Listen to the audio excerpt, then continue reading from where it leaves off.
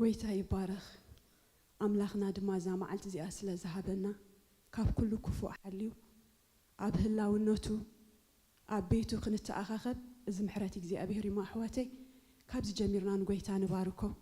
ብሰላም ብድሓን ስለ ዘምጻእኻኒ እዛ መዓልቲ እዚኣ ድማ ስለ ዝሃብካኒ ኢልናስ ክንጉንጉስና ንባርኮ ኢየሱስ ጎይታ እዩ አምላኽና ከም ቃሉ ኣብ ማእከልና ኣሎ ክልተ ወይ ድማ ሰለስተ ኣብ ዝተኣከብኩምሉ ክብርና አምላኽ ይኹን እስኪ ሕጂ ካብ ዝጸናሕናዮ ካብ ክንሓስቦ ዝጸናሕና ካብ ዝሓደርናዮ ካብ ኩሉ ወፂና ብሩኻት ኣሕዋተይ ሕጂ ምስ ሰማይ ንዘራረብ ሃሌሉያ ክብርና አምላኽ ይኹን እዚ ኣብ ብርኽቲ መዓልትያ እዚ ኣብ አምላኽ ዝተዋህበትና መዓልትያ ስለዚ እስኪ ነዚ ንጉስና ሃሌሉያ ንሱ ከም ቃሉ ኣብ ማእከልና ኣሎ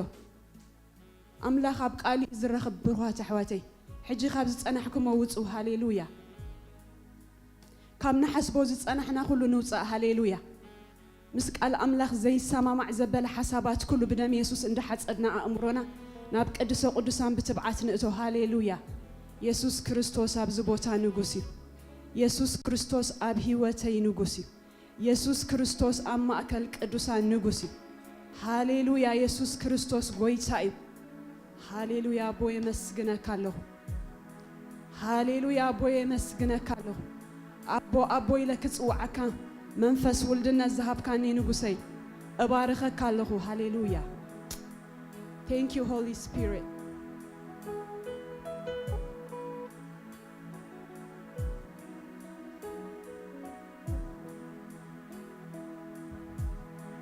ክብርና አምላኽ ይኹን ነፍሴ ንእግዚአብሔር ባርኺ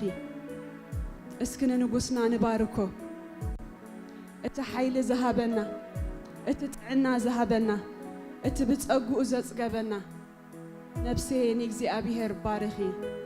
ኣብ ውሽጠይ ዘሎ ኩሉ ድማ ንቅዱስ ስሙ ይባርኽ እዛ ሰዓት እዚኣ ንኣምላኽና ንባርኸሉ ጊዜን ሰዓትን እያ እሞ ብሩኻት ኣሕዋተይ ብወላ ሓንቲ ነገር ከይተተሓዝኩም ናብ ቅዱስ ቅዱሳን ንእቶ ሃሌሉያ ምሕረት ክንቀበል ካብ ኣምላኽና ደጋ ጸጋ ክንወሃብ ብትብዓት ናብ ዝፋን ጸጋ ኣምላኽ ንቕረብ ሃሌሉያ አቦ ተመስገን በዛ መዓልቲ እዚኣ ድማ ጎይታ ዕድል ሂብካና ኢኻ ሞ ነመስግነካ ኣለና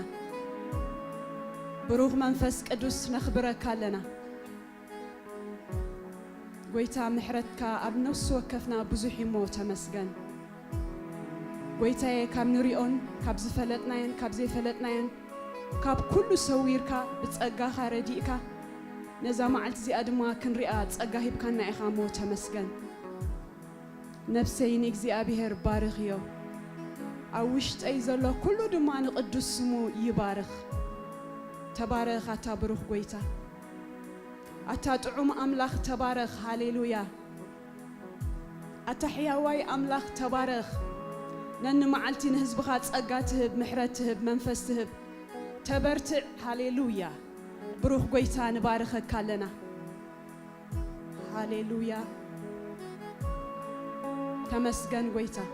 ይግባእካ ይሞ ንዓጥነልካ ለና ዕጣና ጎይታ ኢየሱስ ኣታ ብሩኽ ቅዱስ ኣምላኽ ከማኻ ሞመኒ ንነፍስና በኣኻ ነፍስና ዓሪፋ ሃሌሉያ ብሰላምካን ብሓጎስካን መሊእካና ኢኻሞ ብሩኽ ጎይታ ደስ እንዳበለና ምስጋና ንስዋኣልካ ኣለና ሒዝኩሞ ዝመጻእኹም ንኣምላኽኩም ምስጋና ሰውኡ ብሩኻት ኣሕዋተይ ከምቲ ዝተረዳእኩም ሃሌሉያ ንንጉስ ሒዝኩሞ ዝመጻእኹም ምስጋና ሰውኡሉ ሃሌሉያ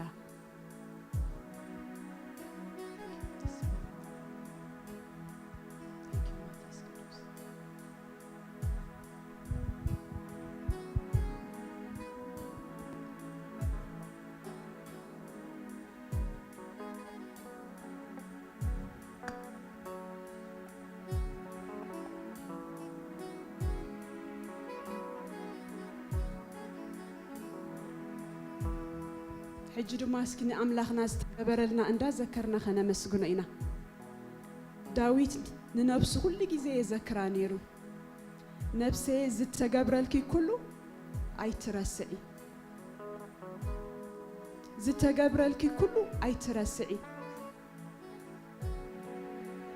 ኢየሱስ ክርስቶስ ኣብ መስቀል ዝገበሮ ውዕለት ንምምስጋን እኹል ሃሌሉያ يسوع كريستوس أم مسكال زجبرو وعلت إندا ذكرنا دم حجينا أملاخنا خنا مسجنا إنا بأخا حدقت حتيات رقيبة إمو تمسجن كنبلينا بأخا خمرجم وت إمو تمسجن كنبلينا بأخا مسل ولدنا رقيبة إمو تمسجن بأخا تحري إمو تمسجن بأخا خبير إمو تمسجن هاليلويا مسكال إندا ذكرنا حواتينا أملاخنا تزجبأ كبر دم حجنا مسألو بمدحنا يحقوس يمو تمسجن هاليلويا اتزعبي تأمرات بهوت مدحاني هاليلويا نفس وكفنا دما إز برهان إز سلاز رخبنا اسكي إز إندا ذكرنا دما أملاخنا نمسجنا. Thank you Holy Spirit. أبارك الله بروح قويسة. ناتكا مخانا يحقوسن لو بروح قويسة. هاليلويا. ناتكا مخانا يحقوسن لو. ناتكا مخانا يحقوسن لو. ولود كامخاني يحقوسن لو ولود كامخاني يحقوسن لو وراسيت مخاني يحقوسن لو وراسيت مخاني يحقوسن لو نات كامخاني يحقوسن لو نات كامخاني يحقوسن لو ولود كامخاني يحقوسن لو ولود كامخاني يحقوسن لو وراسيت مخاني يحقوسن لو وراسيت مخاني يحقوسن لو هاليلويا حقوس يجزي أبير حيلها يهز بأملاخ كاتحقوس هاليلويا أملاخ زي قبر لنا نجري لنا حواتي زي استوعلنا يطرح ينبر هاليلويا حقوس يجزي أبير حيلهم يبروخات حواتي بأملاخ به يبلكم أبتمز أبي وصل زتتصحفكم هاليلويا ولود أملاخ مخان كأوز عبد أجاول حديلن أملاخي بودها بيسوع كريستوس يوسم نام من قصة مئتاو تبعت سلا ذهب كان يمسجنا كله بس ما علت زي أبير أملاخ أتي أمسك الزجبر كاي وعلت إندا ذكرنا كبرنا مسأل كلنا أملخونا مسأل كلنا عبيتنا مسأل كلنا سجدتنا مسأل كلنا أتا بروخ نجوس نسخاخت مسجن بقعي خامو كبرنا تقدس سم كايهون هاليلويا تمسجن بروخ قوي هاليلويا اسك حجر ما نشتي كنت سألينا إخزابير مسجن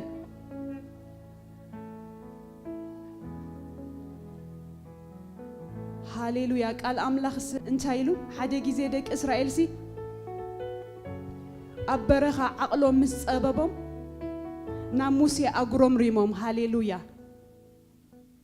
بتمقرم رامهم دما إخزابير حدا نجر جيرو نابعتهم انتاي سديدو زناخسو أتمان هاليلويا اتزتنخسه حزب دما ناموسي متيو نغويتا لمن لنا نحنا بديلنا إنا مسبلو موسى دما كاب تمن أسرى زجيرو أبالا سقلو هاليلويا اتهزبتي اتزتنخسه نابتزتسقله تمن مستأمت انت يقبر نيري بالقالي زي أبير يحوي نبره هاليلويا اسكي أحواتي حج دما كابتي ناي مدراو نجر وطء نبل هاليلويا نتي نأمورنا نحساباتنا زحزو نجر اندحرالو حجي مسكال كريستوس أخلي هاليلويا نابت مسكال كتأموتو خلو انت يخون نيروم يحوي نيروم هاليلويا اسكي حج دما أحواتي كاب حساباتنا يمدرو خلو وطئنا نابت استسقل كريستوس نتأمت هاليلويا لومي انت يالو زد كمكا لومي انت يالو زد كمكي هاليلويا نابت مسكال كتأمت كلها فوسا ألو نابت مسكال كتأمت كلها حيلها يحدثيو نابت مسكال كتأمت كلها نجاراتك يغيري هاليلويا اسكي حجي كلاتنا خبزلنا يا نجار اندا وصعنا كبدت زبله اندا دربنا هاليلويا نتتسقل خريستوس نتأمته متى نفساتكم كي تحللوا سيلو نتتسقل خريستوس تأمتوا هاليلويا نتمسكال زتعجس كريستوس رابع أداناموس بإيسوس كريستوس ياوسم حجز إلا له قويتا ناينوس كف أمرون حسابات بأخذ تجز أيهون أملاخي لومين هزب خازد كموزب لكله بإيسوس كريستوس ياوسم كل على إزازاله أملاخي يا مسكال عوت علو هاليلويا تناسنا من قد عوت لزخنا مسجنا كله بود خابي يسوع كريستوس ياوتم ناب كل عوت تمرحنا قويتا تمسجن عوت علو تمن قدنا هاليلويا كم تيجي أبي رابو زهاب كان قال أملاخي نسخة زعمت زي تزارب كاي خامو اتز تزارب كاي قال كم زور سنة أمينا نمسجنا كلنا نعوت عمت سلزخون تمسجن نعوت جيزي سلزخون تمسجن قبل النين مبال جيزي سلزخون تمسجن limitations سبرولو جيزي سلزخونه تمسجن مخنياتو نسخة بالكا كونا إيغويتا هاليلويا نسو بلا كونا نسو عززك أمه هاليلويا نجر منم نجر كي ترى دبنا خي هاللوه أملاخي نقال كأميننا نبرت علنا لو مدما بيسوس كريستوس أو سمت له نهزب أملاخ زدكم نجر انتلو بز ساعات زي حمام دي قويتا جنكات دي قويتا زي مأمان دي قويتا بيسوس كريستوس يوسم كم نقص وكفنا كل هاليلويا بيسوس سمسلت أنت له أملاخي نسخة أمونيخا أملاخي نسخة أموني خامو كم قالك أب هيوتنا تصبق سلة تقبر تمسجن أب قدمينا زول عمتات كله ناي مبزح عمت سلة زخون تمسجن كاب كبرنا أب كبر مسجار سلة زخون تمسجن مخنياتو قالك متيمو قويتاي اتك قالك نص وكفنا 5 ورسنا أمينا كبرنا مسألك لنا أملاخي حجدو ما زقبر برنامجات كله نسخة خبرلو أبوي بمزمور نسخة تزاربنا بقال كان نسخة تزاربنا بنوس وقف أبصدميت كنا مزجل قول أحواتنا نسخة تزارب باروت كادما نسمعنا هاليلويا أملاخي زد ما سلسم كايل كاخت جبر إخامو كله كبري كل أملخه كل أدناقوت كل تعزز النتنا تقدس سم كايخون كبرنا أملاخي خون نأملاخ زقبوا كبرسكنا هاب هاليلويا نأملاخ زقبا تقعيتنا هاب نأملاخ زقبا كبرنا هاب هاليلويا يسوع قويتاي آمين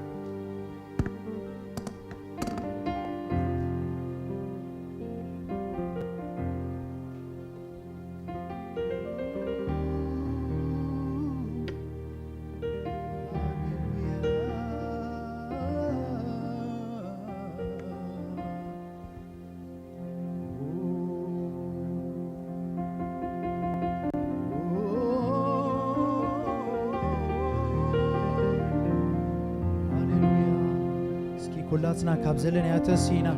نكزابير أملاخ زقبا مسواتي كنقربينا سكي جابير يمسكن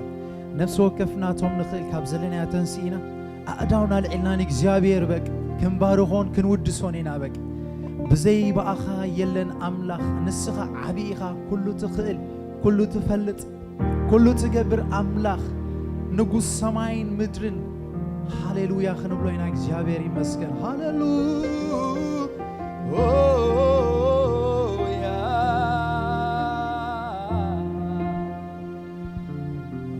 تقول تغين عبي أملاخ تقول تغين إيش علي بويتا تقول تغين عبي أملاخ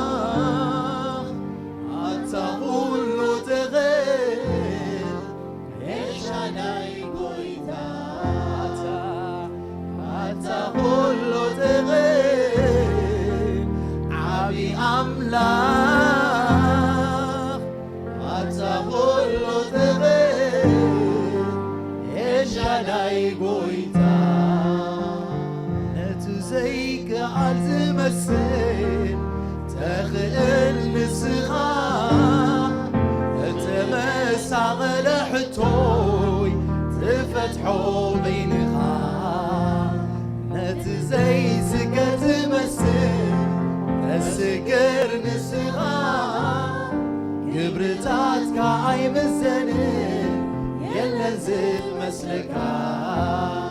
نتزيك عالزمسل تخيل نسخا تمسع لحتوي تفتحو بينها نتزي سكر تمسل تسكر نسخا قبرتات كعايم الزنين يلا زمسلكا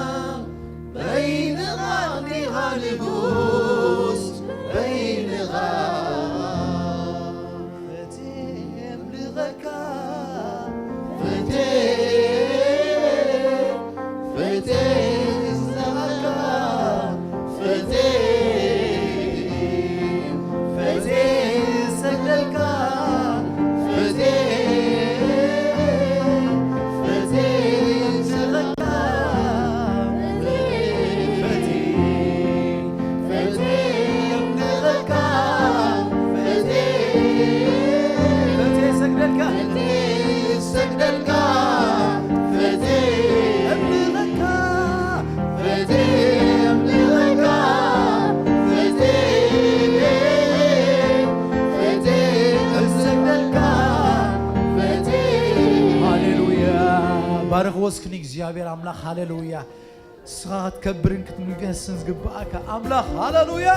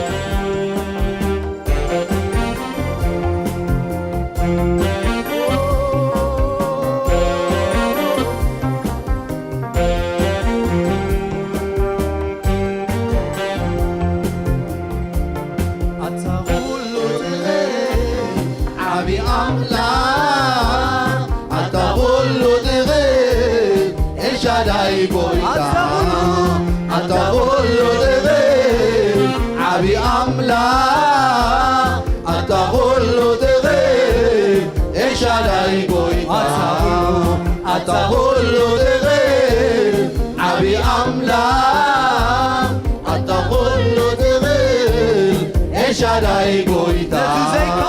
نتزيك عزمسل تغير نسغا زبرنا سعر حتوي تفتحو بين نتزي سكر زمسل تسكر نسغا قبرتات كايم الزلل يلا زمسل نتزيك عزمسل تغير نسغا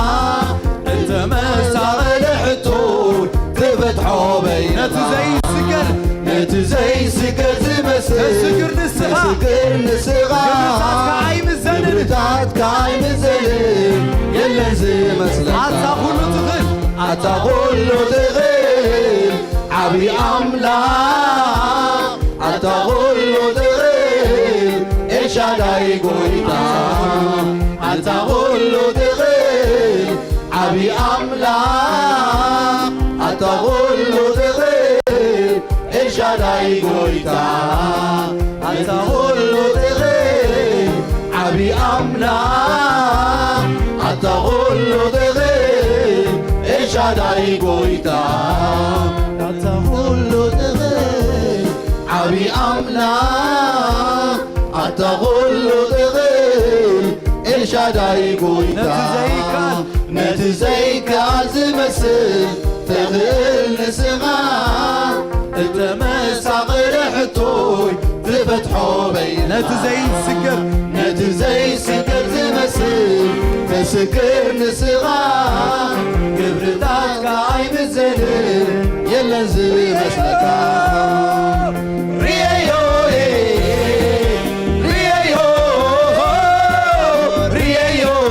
ጎይታ ርየዮ ስራሕኻ ከምልኸካ ድልውዮ ልበይ ከንግሰካ ንገሰለይ ከምልኸካ ድልውዮ ልበይ ከንግሰካ ንገሰለይ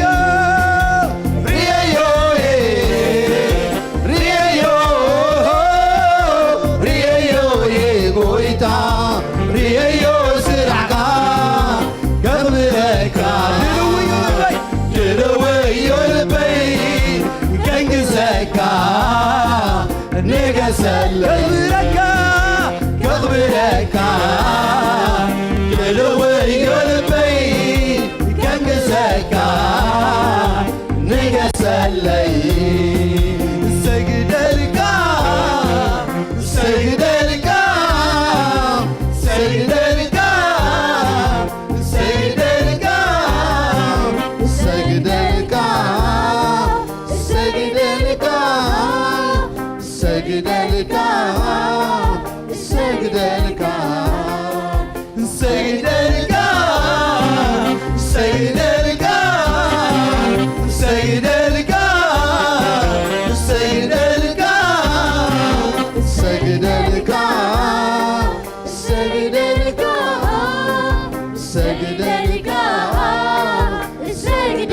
ሰግደልካ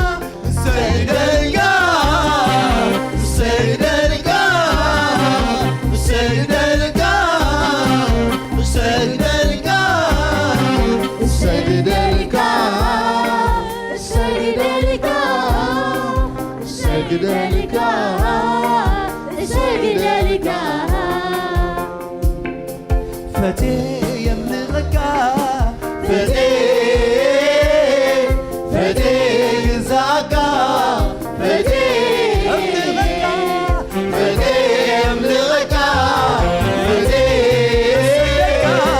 ፈቴ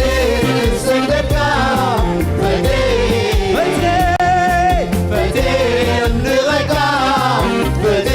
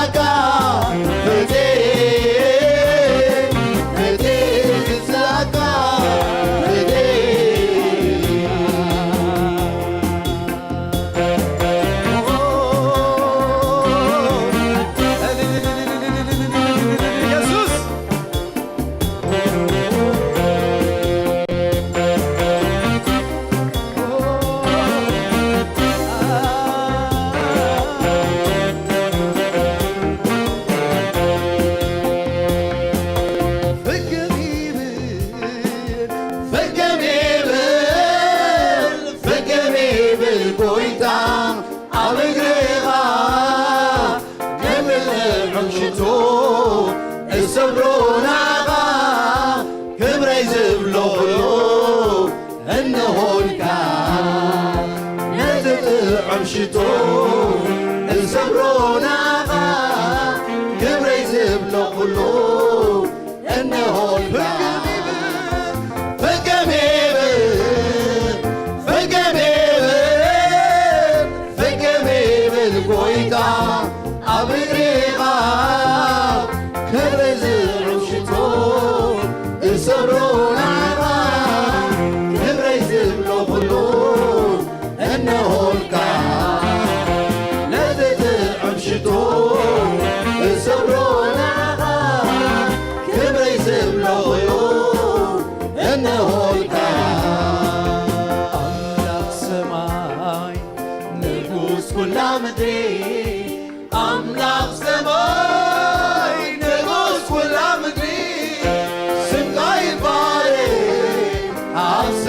يا مدري سمكاي يبارك عالسماء يا مدري أملاك سماي نقوس كل مدري أملاك سماي نقوس كل مدري سمكاي يبارك عالسماء يا مدري سمكاي يبارك عالسماء يا مدري أملاك سماي نقوس كل مدري أملاك سماي نقوس كل مدري سمكاي يبارك عالسماء يا مدري سمكاي يبارك عالسماء يا مدري أشحن ملختها يسجل له بقريها سلطان العين النتكايو قرمان كبرنا بالو نحنا ونبزا مدري سنة زي بالقام السالي نملغك تغانينا لوالغك لوينا أتحنفت وكا بزونا لوالغك علونا سمكا بمسكان كبرنا نسوي وحبي حبوسنا نحنا ونبزا مدري سنة زي بالقام السالي نملغك تغانينا لوالغك لوينا بحبنا تسكي أملاخ سماي نقوس ولا مدري أملاخ سماي نقوس ولا مدري سمكاي يبارك عالسماء يا مدري سمكاي يبارك عالسماء يا مدري أملاخ سماي نقوس ولا مدري أملاخ سماي نقوس ولا مدري سمكاي يبارك عالسماء يا مدري سمكاي يبارك عالسماء يا مدري هللويا فتي يملغك فتي يملغك سجدك فتي سجدك فتي جزاك فتي جزاك فتي فتي يملغك فتي يخبرك فتي سجدك فتي سجدك فتي جزاك فتي يملغك فتي جزاك فتي يفتوك فتي فتوك فتي سجدك فتي سجدك فتي جزاك فتي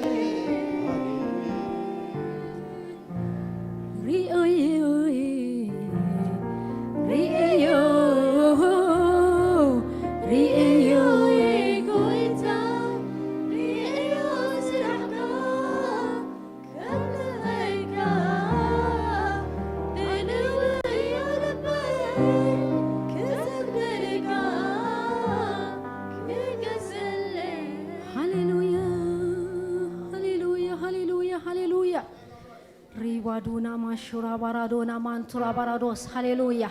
ዝራአና ህዝቢ ኢና አሜን ሃሌሉያ ናይ እግዚአብሔር ስራሕ ዝራአና ህዝቢ ኢና ሃሌሉያ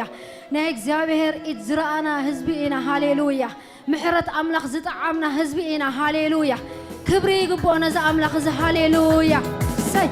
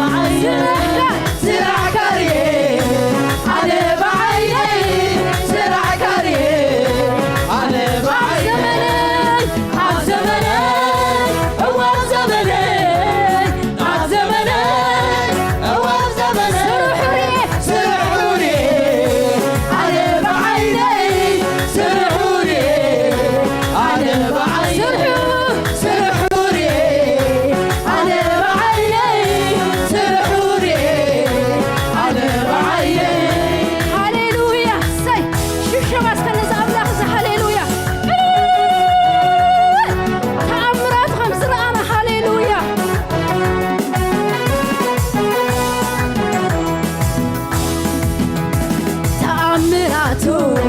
بسبب سمعي طرا يلناني هاليلويا لا سمكوري لا تنكقبل زراعون كدرك زيمو لا سمكوري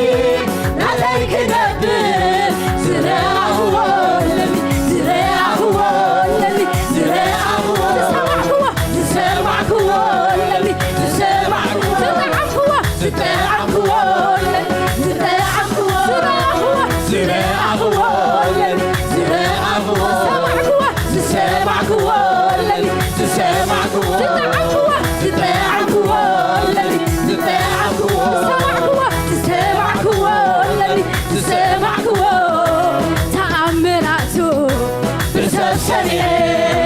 سمعي دراي يدنا نيرك كندرك زمو نايسان قوري ناتايك قبل زداعك وولي كندرك زمو نايسان قوري ناتايك قبل زداعك وولي زداعك وولي زداعك وولي تسمعك وولي تسمعك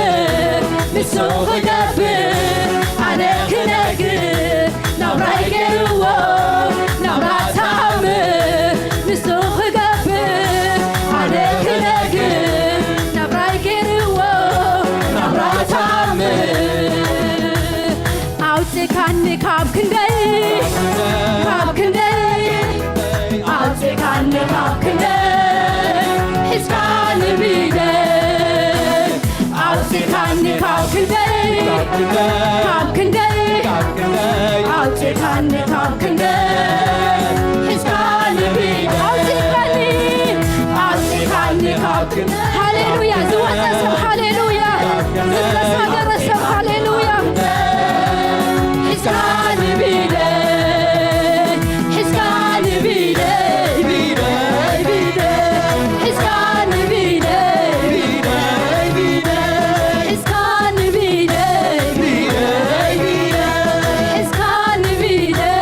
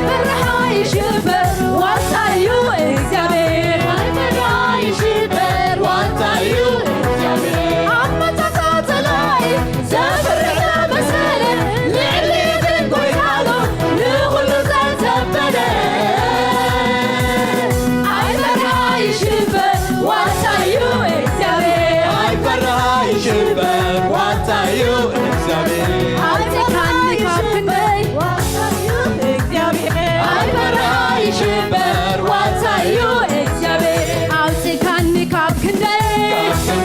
كابكندي أوتكاني كابكندي حسكالي بيدي أوتكاني كابكندي كابكندي أوتكاني كابكندي حسكالي بيدي حسكالي بيدي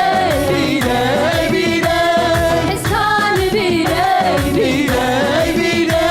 حسكالي بيدي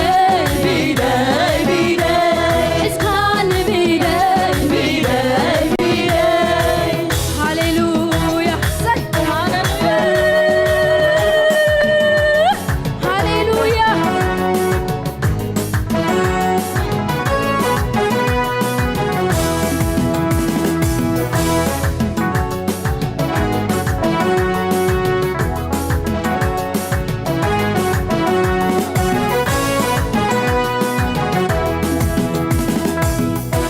عننا حاكمل نسخابي تيكت بارخاي كنتي لبسها خنابر كناي تعادلة هاليلويا عننا حاكمل نسخابي تيكت بارخاي كنتي لبسها خنابر كناي تعادلة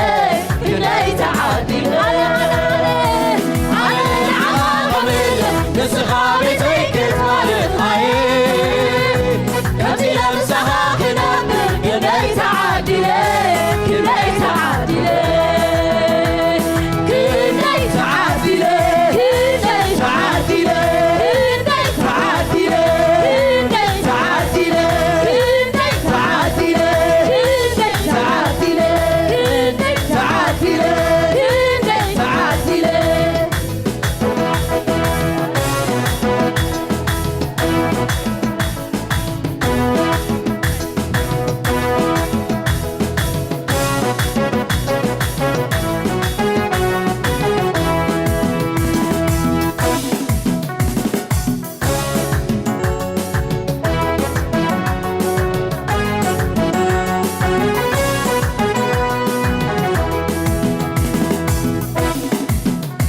عننا حاكمل نسخابي تيكت بارخاي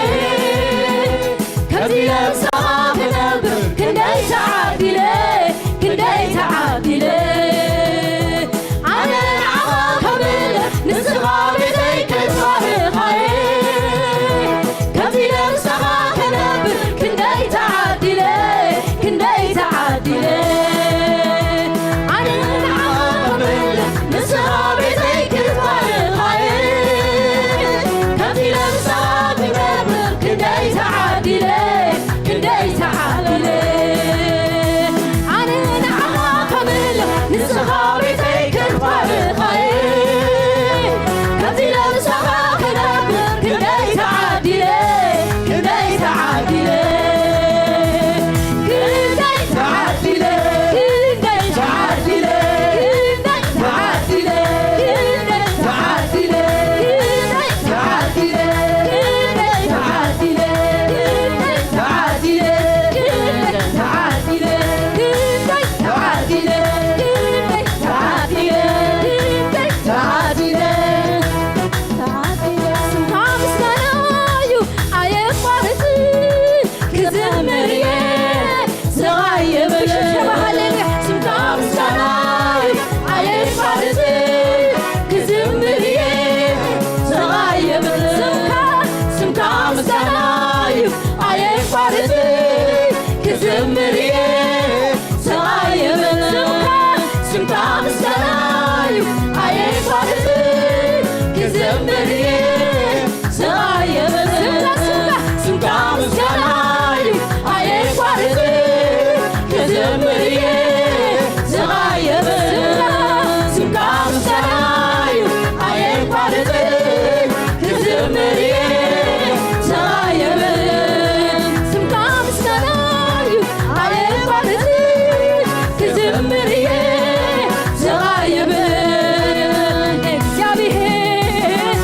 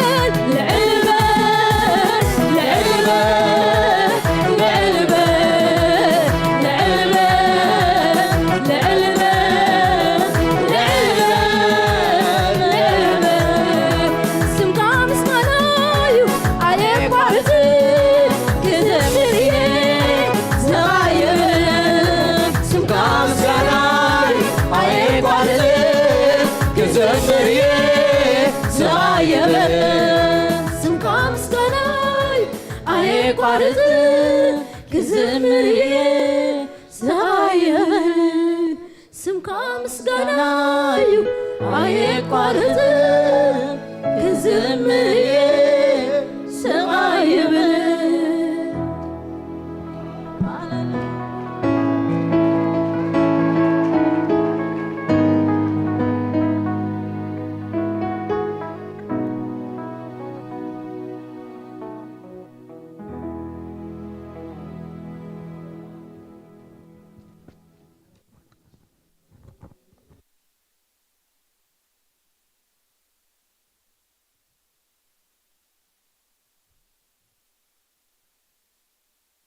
ኢየሱስ ጎይታይ እስከ ሕጂ ኸዓ ስለ ሃገርናን ስለ ምድርናን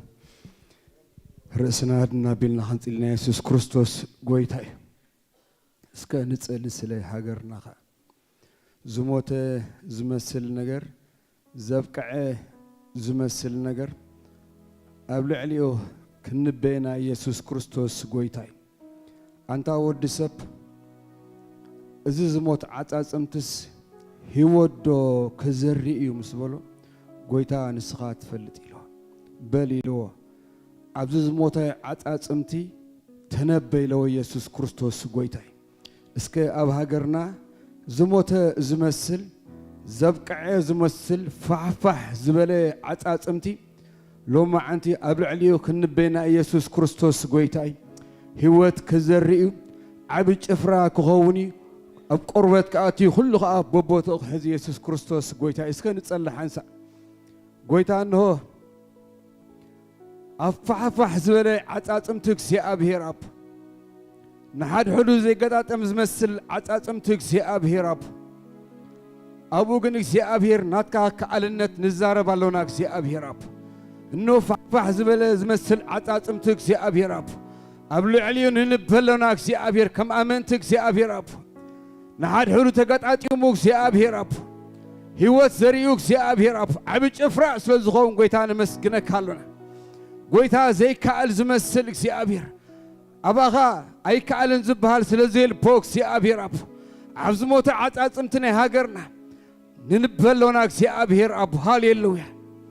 ህይወት ክዘርእ እግዚኣብሔር ኣቦ ፍንሕንሕ ክኸውን እግዚኣብሔር ኣቦ ንጽልለና እግዚኣብሔር እንሆ ጎይታ ከምቲ ንስኻ ኣብ መስቀል ምሰስቐልካ ዝተሰዓርካ ዝመሰልካ እግዚኣብሔር ኖ ሕጂኻ እግዚኣብሔር እዚ ንግዚኡ ዝሓልፍ ሸዓ ጥበባ እግዚኣብሔር ኣቦ ጽላይ ከም ዝሰዓሮ እኳ እንተመሰለ እግዚኣብሔር ናይ ጽላይን ናይ ውርደት ዘመን ስለ ዝመፀ ነመስግነካ ኣሎና ቤተ ክርስቲያን ኤርትራ ኣብ በረኽ ተወፃሉ ዘመን ስለ ዝመፀ ነመስግነካ ኣሎና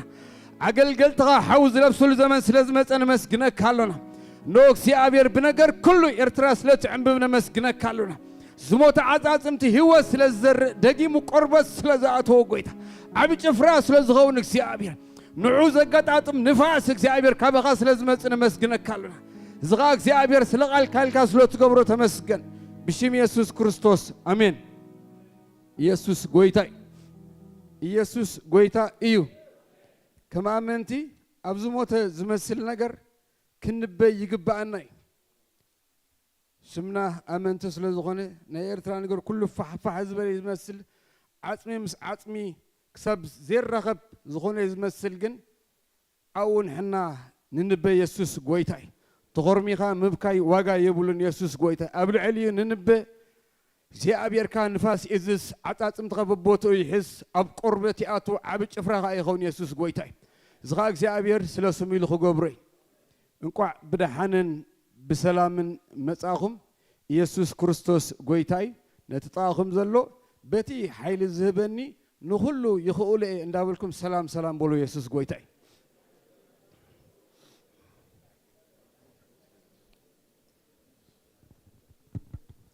በቲ ሓይሊ ዝህበኒ ንኹሉ ይኽእሉ ኢየሱስ ክርስቶስ ጎይታይ ንኹሉ ማለት ንኹሉ እግዚአብሔር ኣብ ልዕሊ ኩሉ ክትመልኽ ሓይልን ስልጣንን ንቤተ ክርስቲያን ሂብዋ እዩ ንዓኻ ኸኣ ሂብካ ኢየሱስ ክርስቶስ ጎይታይ በቲ ሓይሊ ዝህበኒ ጉባኤ እንታይ ነየናይ ንኹሉ እንታይ ትገብሮ እዚ ናይ እግዚአብሔር ቃል ኮይኑ ንሕና ኣብ ጠጠው ኢልና እኮ ናይ እግዚአብሔር ቃል ክንደግም ጠጠው ኢልና ዘለና ኢየሱስ ክርስቶስ ጎይታይ በቲ ሓይሊ ዝህበኒ ንኹሉ እኽእሎ ኢየሱስ ጎይታይ እንኳዕ ብድሓንን ብሰላምን መጻኹም ሓደሽቲ ኣጋይሽ እንድሕር ኣለኹም ንኣኹም ዝግባእ ቃብል ኣመንቲ ክንገብረልኩም ንምልክት ኢድኩም ኣርእኒ ክንላለየኩም ኢየሱስ ጎይታይ ሓደሽቲ ኣጋይሽ እንተለኹም ሓደሽቲ ኣጋይሽ እንተለኹም ኦኬ ሓወይ ስምካን ካበይ ከም ዝመጻኻ ትነግረኒ ሃኒባል ካብ ካልጋሪ ሃኒባል እንኳዕ ደሓን መጻኻ ኢየሱስ ጎይታይ ካልእ ጋሻ እንተሎ ካልእ ጋሻ እንተሎ ካልእ ጋሻ እንተሎ እቶም ሒዝኩም ዝመጻኹም ከ ታባዕ ኣብሎም ክንላለዮም ኢየሱስ ጎይታይ ጋሻ እንተሎ ካልእ ጋሻ እንተሎ ካልእ ኢየሱስ ጎይታይ ሕራይ ኩላትና ደቂ ገዛ እንድሕር ኮይና እቲ ፕሮግራምና ከምቲ ልሙድ እዩ ረቡዕ ካብ ሰዓት 6 ጀሚሮም ኣብዚ ዝጸልዮም ንደገ ወፂኦም ዝመስክሩ ኣሕዋት ኣለዉ ኣብዚ ክትሓብሩ እትደልዩ እቲ ኣፍ ደገ ክፉት እዩ ከምኡውን ዓርቢ ካብ ሰዓት 6 ንድሓር ደቅና ካብ 13 ዓመት ንላዕሊ ዘለዉ ንዓቶም ዝተዳለወ ናይ እንግሊሽ ፕሮግራም ስለ ዘሎ ደቅና ኣብ ዝተባሃለ ሰዓትን ግዜን ናብዚ ቦታ እዚ ንልኣኩም ኢየሱስ ክርስቶስ ጎይታ እዩ ከምኡውን ቀዳም ካብ ሰዓት 5 እስካብ ሰዓት 8 ፀንሕ ናይ ቃል ኣምላኽን ናይ ጸሎትን ግዜ ኣሎና ኣብዞኑ እንዳመፃና ንሕበር ከምኡውን ዓርቢ ብደቂ ኣንስትዮ ዝዳሎ ካብ ሰዓት 5 እስካብ ሰዓት 6 ብዙም ዝግበር ጸሎት ስለ ዘሎ ኣብዞን ደቂ ኣንስትዮ ክትሓብራ ክፍሊ ደቂ ኣንስትዮ ይሕብራኽን ኣለዋ ከምኡውን ሰሉስ ካብ 5 ፈረቓን ንጎ ዝጅምር ናይ ዙም ጸሎት ኣለዉ ኣብዚ እውን ኣብ ገዛና ኮይና ንሕበር ናይ መወዳእታ ከምዚ ትሪእዎ ዘለኹም ሰንበት ናይ 3 እብረ ፕሮግራም ኣለና እቲ ቀዳማይ እብረ ሰዓት 9 ዝጅምር እዩ እቲ ካልኣይ እብረ 11 ፈረቓን ዝጅምር እዩ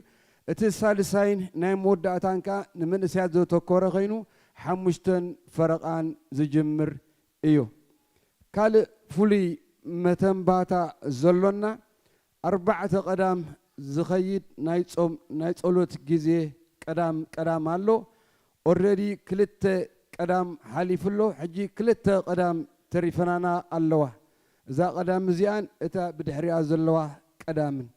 ኣብ ገዛና ጾምና ውዒልና ኣብ ሰዓት 5 ትዝግበር ፕሮግራም ኣብዚ ስለዚ ኩላትና ሰዓት 5 ቀዳም ኣብዚ ናይ ጾምን ናይ ጸሎትን ግዜ ክንሓብር ቤተ ክርስቲያን ተተሓሳስብ ኣላ ከምኡውን ጽባሕ ቀዳም 2 ፈረቓን ብክፍሊ ደቂ ኣንስትዮ ዝተዳለወ ናይ ሕብረት ግዜ ስለ ዘሎ ኩልኽን ደቂ ኣንስትዮ 2 ፈረቓን ጽባሕ ቀዳም ማለት ኣብዚ ቦታ እዚ ክትርከባ ክፍሊ ደቂ ኣንስትዮ የተሓሳስባ ኣለዋ ኢየሱስ ጎይታ እዩ ካልእ ናይ መወዳእታ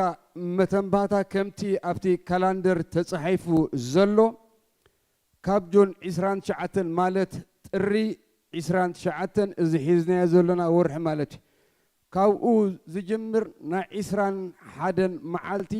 ናይ ጾምን ናይ ጸሎትን ግዜ ስለ ዘሎ ኩላትና ፕሮግራምና ካብ ሕጂ ኣዳሊና ንጽናሕ ዝጅምረሉ ግዜ ጀንዋሪ 29 ናይ ዝወርሒ እዚ መወዳእታ ኮይኑ ን21 መዓልቲ ዝጸንሕ ናይ ጾምን ናይ ጸሎትን ግዜ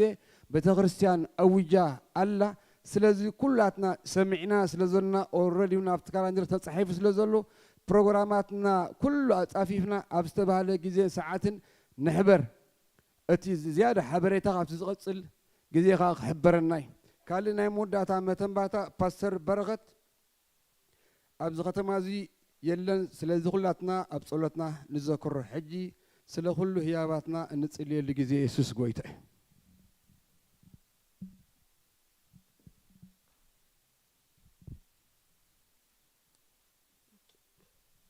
بشم يسوع نصلي ቅዱስን ሕያውን ዝኾንካ ኣምላኽና ነመስግነካ ኣለና እግዚኣብሔር ወይ ዓብዪ ኢኻ ሞ ተመስገን ወይትያን ኣምላኸይን ስጉምቲ ሰብ እግዚኣብሔር ይጸንዕ ተባሂሎም ተጻሕፈ ስጉምትና ናብ ዝቕንዕ ሞ ተመስገን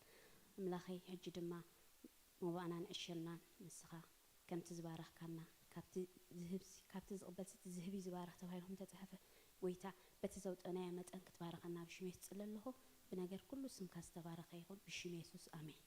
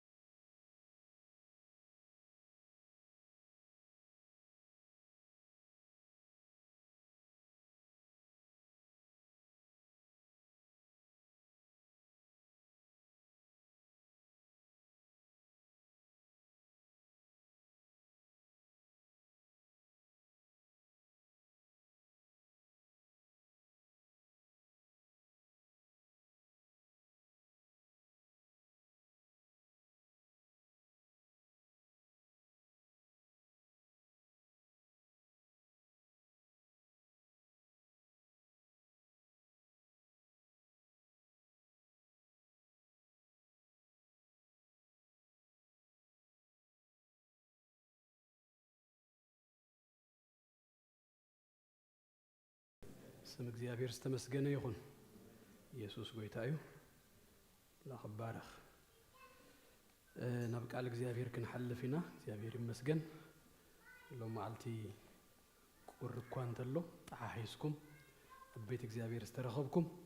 ላኽባረኩም እግዚአብሔር ይመስገን። ናይ ንግሆ ነግሮም ነይረ እዚ ኣደሲ ቁርስ ፓርት ኦፍ ኣዱ እዩ ምሽት ላይፍ ኣብ ፐብሊክ ስኩል ደቅኹም ድለኣኩም ሰባት ኢሜል ትለኣኸምሽ ኣብዚ ሰሙን እዚ ክልተ ኢሜል መፅየን ርኢየን እንታይ ይብል መስለኩም እቲ ኢሜል ኣብ ልበርታ ይብል ቁሪ እዩ ኢልናስ ትምህርትኹም ናይ ኣፁ ከምዘይነ ኣፁ ፈሊጥኩም ሲ ደቅኹም ሲ ትዝግባእ ክዳን ገለመላ ፕሮፕሬተሪ ጌርኩም ሲ ለኣኽዎም ይዝብል I think ኢንስቶል ክገብርዎ ዝደልዩ ኣብቶም ቆልዑት ዝመስለና ኣብዛ ኣዲ እንዲም ደኣብዩ ደለው ሎሚ ቁርያ ገዛኹን ገለ ክበሓሉ ሲ ላይፍ ኣብ ካልጋሪ ሲ ኣይክትከውን ኢንፋክት ምጥንቃቕ ተኾይኑ እውን ከምዚ ቁሪ ደይኮነ ሮድ ኮንዲሽን ተተበላሹ እዩ ምዝዋር ደይከኣል እምበር ቁሪ ኣነ እንታይ እየ ዝብል መስለኩም ካብ ማይነስ 20 ንንዮ ዘሎ ኩሉ ቁፅሪ እዩ ማለት ሲ ተኸዳዲንከ ኢኻ ትምክቶ እምበር 40 እንተኾነው ንስያ 20 እንተኾነት ንስያ ኣብቲ ኣእምሮና እዩ እቲ ነገር ዘለውና ድማ ዝዓዲ ስለዘይኣበና ከምዚ መፂናዮ ዘለና ኣዲ እንድዩ ኣብቲ ማይንድ ሴታፕና ከምዚ ምግባርኩም ንኣኻትኩም ኳ ኣይኮነን ዝሰብኽ ዘለኹ ጅዘያ ዝብላ ዘለኹ ነዞም ኣብ ገዝኦም ኮይኖም ዝርዩን እዩ እግዚአብሔር ይባረኽ ስኻትኩም ደኣ ሲኢርኩሞ መፂኡ ከለኹም ስለዚ ኣምላኽ ባርኩም ታ ግብእቲ ንስያ ታ ፓርት ኦፍ ናይቲ ላይፍ እዩ ስለዚ እንዳቀጸልካ መኻዱ እግዚአብሔር ይመስገን ሎማ ዓልቲ ሓደ ትምህርቲ ክንርኢና ኢንፋክት ፓስተር ብር ሎማ ዓልቲ ከገልግል ዝነበረ ከምዛ አንቶይ ለጸልና ጸንሐ ስለዚ ገሻ ናይ አጋጣሚ መገሻ ገጢማቶ መጽየለኹ እግዚአብሔር ይባረኽ ግን እኹል ጊዜ ስለዝነበረ ተዳልየ ሓደ ካልኣይ ድማ ስብከት ንኽንሰብኽ ኣይኮንና እንዳሎ ኩል ጊዜ ሲ ቃል እግዚአብሔር ክህልወና ይዝግባእ ኢንፋክት ኣነ ኤቭሪ ሰንበት ዝኾነ ኣገልጋሉን ስኬጁል ደኾይኑ ከሎ ኣብ መንገዱን ዋላ ገለ ክገጥሞ ክእል እዩ ስለዚ ኩል ጊዜ ሲ ሬዲ ኮይነ እየ ሰንበት ናብዚኣ ዝመፅእ ገጢሙኒ ድማ ፈልጥ እዩ ሓደ መዓልቲ ሓደ ሰብ ምምፃእ ኣይከኣልን ኣራይ ነታ ኣምልኾ ትመርሕ ሓፍትናስ ኣንውሕ እዩ ቅሩብ ክሳዕ ዝመፅእ ኢልያ ቀፂላቶ ኣቕላ ፀቢብዋ ወዲኣ ኮፍ ኢላ ኣንቲ ሃፍትና ካልእ ጊዜ ሲ ሕፅርዎ እንዲ ነይሩ ነቲ ክትእና ሽኦ ኣቴ ልክ ግንታ እንዳተመለኸ ከሎ ሲ ኣብ ልበይ ዝነበረ ሲ ኦልሬዲ ዝተዳልየ እዩ ኣለኹ ስለዚ ወፂእ ኣገልጊለ ምስ ተወድአ ከምዚ ሎሚ ኣገልግልካ ይትፈልጥን ኢሎም ኣይነገርክዎም ድማ እንታይ ከም ዝኾነ መንፈስ ቅዱስ እዩ ዘገልግል እግዚአብሔር ይባረኽ ንሕና ግና ዝግባኣና ምድላው ክገብር ይግባኣና እዩ ህራ እግዚአብሔር ይመስገን ከም ሓድሽ ዓመት ከም ምዃኑ መጠን ኩል ጊዜ ኣብ ሓድሽ ዓመት ሲ ልሙድ ነገር እዩ መብዛሕትና ከምዚ ንገብር ንኸውን ኢና ኣብዛ ዓመት እዚ ከምዚ ክገብር የገሌልናስ ኒው ይር ሪዞሉሽንስ ዝበሃል ነገር ሲ ነቐምጥ ኢና ከም መንፈሳውያን ሰባት ድማ ብፍላይ ንመንፈሳዊ እቤት ካልኦን ኣይልገብርን መንፈሳውያን ሰባት ማለት ኣይኮነ ናብቲ መንፈሳዊ እቤት ድማ ዘምፅኡና ልምድታት ኣብ ህይወትና ክነእትዎም መታንሲ ዴቨሎፕ ክንገብሮም መታንሲ ፕላን ንገብር ኢና ክንገብሩን ይግብኣና እዩ ናብዛዕቡ ሎማ ዓልቲ ንሪኦ ነገር እንታይ ይመስለኩም ስፒሪቹዋል ዲሲፕሊንስ ወይ ድማ መንፈሳዊ ልምምዳት እዩ ብዛዕባ መንፈሳዊ ልምምዳት ሲ ገለ ነገር ክንርኢ ኢና መንፈሳዊ ልምምድ ብጣዕሚ ኣገዳሲ እዩ መንፈሳዊ ልምምዳት ሲ ናብቲ መንፈሳዊ እቤት ንኽንበፅሕ እንዳኣበና ንኽንከይድ ዝገብሩና ሲ ስፒሪቹዋል ዲሲፕሊንስ ኣገደስቲ እዮም ኣብዚ ዓመት እዚ ድማ ፀብለል እንብለሉ ዓመት እዩ እሞ ፀብለል ክንብል ፀብለል ዘብል ዘሰስን ዘፍርየና ሚንስ ድማ ናብኡ ክነእትዎ ድማ ይግባኣና እዩ መንፈሳዊ ልምምዳት ገሊኦም ውልቃዊ እዮም ገሊኦም ድማ ብህብረት ከም ቤተ ክርስቲያን ደረጃ ዝግበሩ እዮም ብውልቃዊ ደረጃ ዝግበሩ ኣሎ ገሊኦም ብክልትዩ ይግበሩ እዮም ብውልቂ ትገብሮ ነገር ኣሎ ድሕራይ ድማ ሓቢርካውን ድማ ትገብሮ ኣሎ قالوا دما particularly بولق طراي يدغبر ወይ ድማ بحبرت طراي يزغبر ግን ኩሉ ኣብ ህይወትና خنقتو خنكلالنا ንኣብነት ጸሎት بولق ትገብሮ እዩ ድማ ሃቢርካ ድማ ምስ ቅዱሳን ኣብ ቤተ ክርስቲያን ድማ ትገብሮ እዩ ቃል እግዚአብሔር መንባብ بولقኻ ትገብሮ እዩ ድማ ሃቢርካ ድማ ትገብሮ እዩ ገገለ ግን አሎ ንበይንኻ ጥራይ ትገብሮ ትላመዶ ዝግባአካ ንኣብነት ምስትንታ بهبرت مصيخا مچ مابزي نستنتن አይባል ባዕልኻ ኢኻ ነዚ ዲሲፕሊን እዚ ኣብ ህይወትካ ተእቶ ዲሲፕሊን ትገብሮ ኣእምሮኻስ ተኣንዮ ምስትንታን ተላመዶ ገለ ድማ ናይ ህብረት ነገር ጥራይ ኣሎ ምስ ቅዱሳን ህብረት ምግባር ባዕሉን ዲሲፕሊን ምስ ቅዱሳን ሓቢርካ መምላኽ ምስ ቅዱሳን ሓቢርካ ቃል እግዚአብሔር ምስማዕ መምሃር ምጽና ገገሊዩ ዳህራይ ክመጽ እዚ ድማ በህብረት ጥራይ ዝግበሩ ነገራት እዮም ኩሉ ግን ክነላምዶ ይግባ እጂ ናብቲ ካብ ሓንቲ ጥቕሲ ፍርቅ ጥቕሲ ኢንፋክት ካብ አይና ሎም ማልት ንርኢ ግን ቅድም ናቡ ምእታወይ ድማ እዚያ ክብለኩም ደሊ ሎም ማልት ንሪኦ ነገር መንፈሳዊ ልምምድ እዩ ስፒሪቹዋል አክቲቪቲስ እዮም ዝግበሩ ነገራት ዝኾናዮ ኣይኮነን ካብቲ ዝኾናዮ ግን ብምርዳእ ካብስ ናብ ምግባር ናብ አክቲቪቲ ዝወስደና ነገራት እዩ እጂ ናይ ጳውሎስ መልእክታት ኣነ ምሰጽናኹ ክልተ ጀነራል ዝኾኑ ነገራት ተረዲ ጳውሎስ ኣብ ኩሉ መልእክታቱ ገገለ ግዜ እቲ መልእክቱ ክሊር ገይሩ ገለ ምዕራፋት ነታ ሓደ ይህቦ ገለ ምዕራፋት ድማ ነታ ሓደ ይህቦ ወይ ድማ ገለ ግዜ ድማ ንኹሉ እናዛመደ እዘን ክልተ ሓሳባት ግን ኩሉ ግዜ ኣለዎ ጳውሎስ ኣብ መልእክታቱ ኩሉ ሲ እንታይ ክገብረና ይደል መስለኩም እቲ በክርስቶስ ኢየሱስ ዝረኸብናዮ መንነት ክርዳእና ይደሊ ካብዩ ዘጀምረና ንክርስቶስ ክትፈልጦ ከለኻ አቡ ንገዛእ ርስኻውን ትረኽባ ትፈልጣ ኢኻ ተዝክሪኹም ኣብ ማቴዎስ ወንጌል ምዕራፍ 16 ጎይታና ኢየሱስ ክርስቶስ ሰለስተ ዓመትን ፈረቃን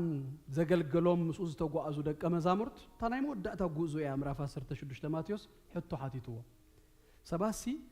ብዛዕባ ወድሰብ እንታይ ይብሉ ኢሉ ሓቲትዎ ሰባት ደኣ ብዛዕባ ኻስ ገሊኣቶም ኤልያስ ይብሉኻ ገሊኣቶም ድማ ኤርሚያስ ይብሉ ገሊኣቶም ዮሐንስ መጥምቅ ተንሲኡሎ ይብሉ ገሊኣቶም ግና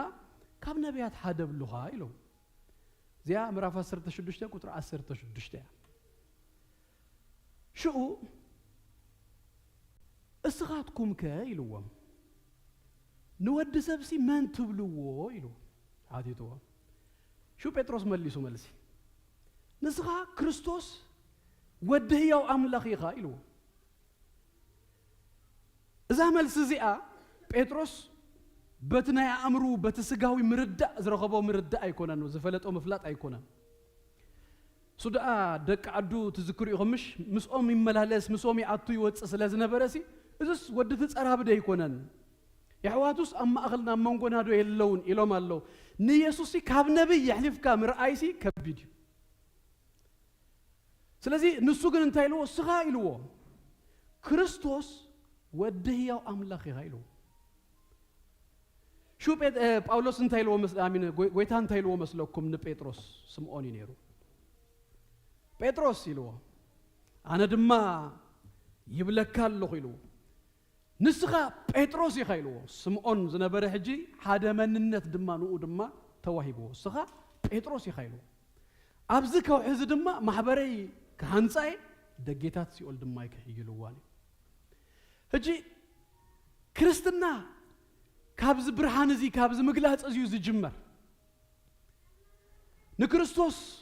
نسو ودهيا وعملاق مغانوسي كبرح لك خلالو لما ألتزبلو نقرسي كابزي زي جمر إذن تزيبلنا نابزي أغن سقرين خلينا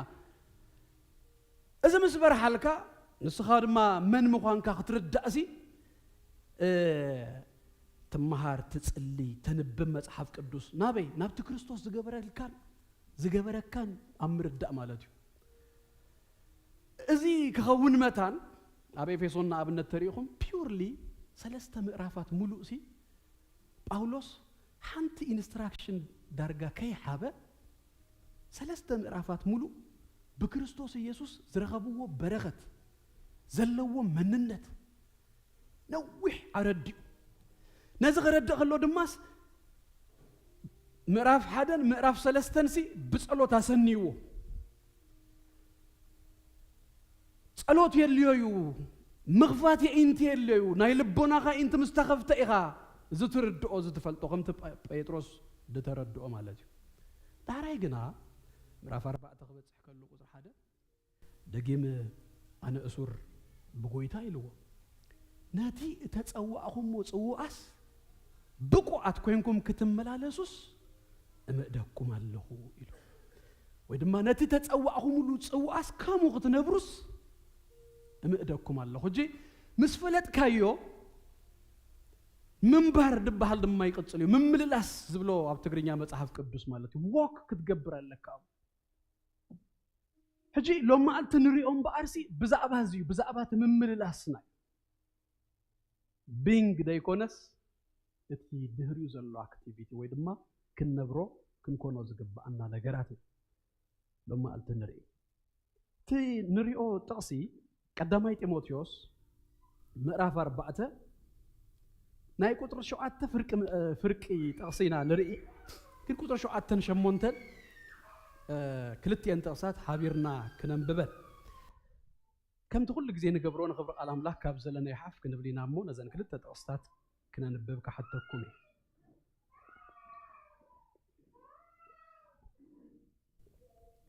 قدامي تيموثيوس مراف 4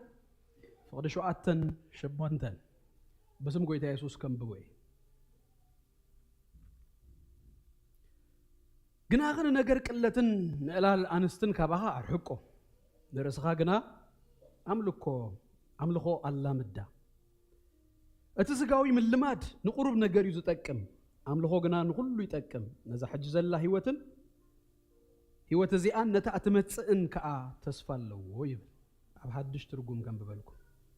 تا قطر شو أتفرق نرسها جنا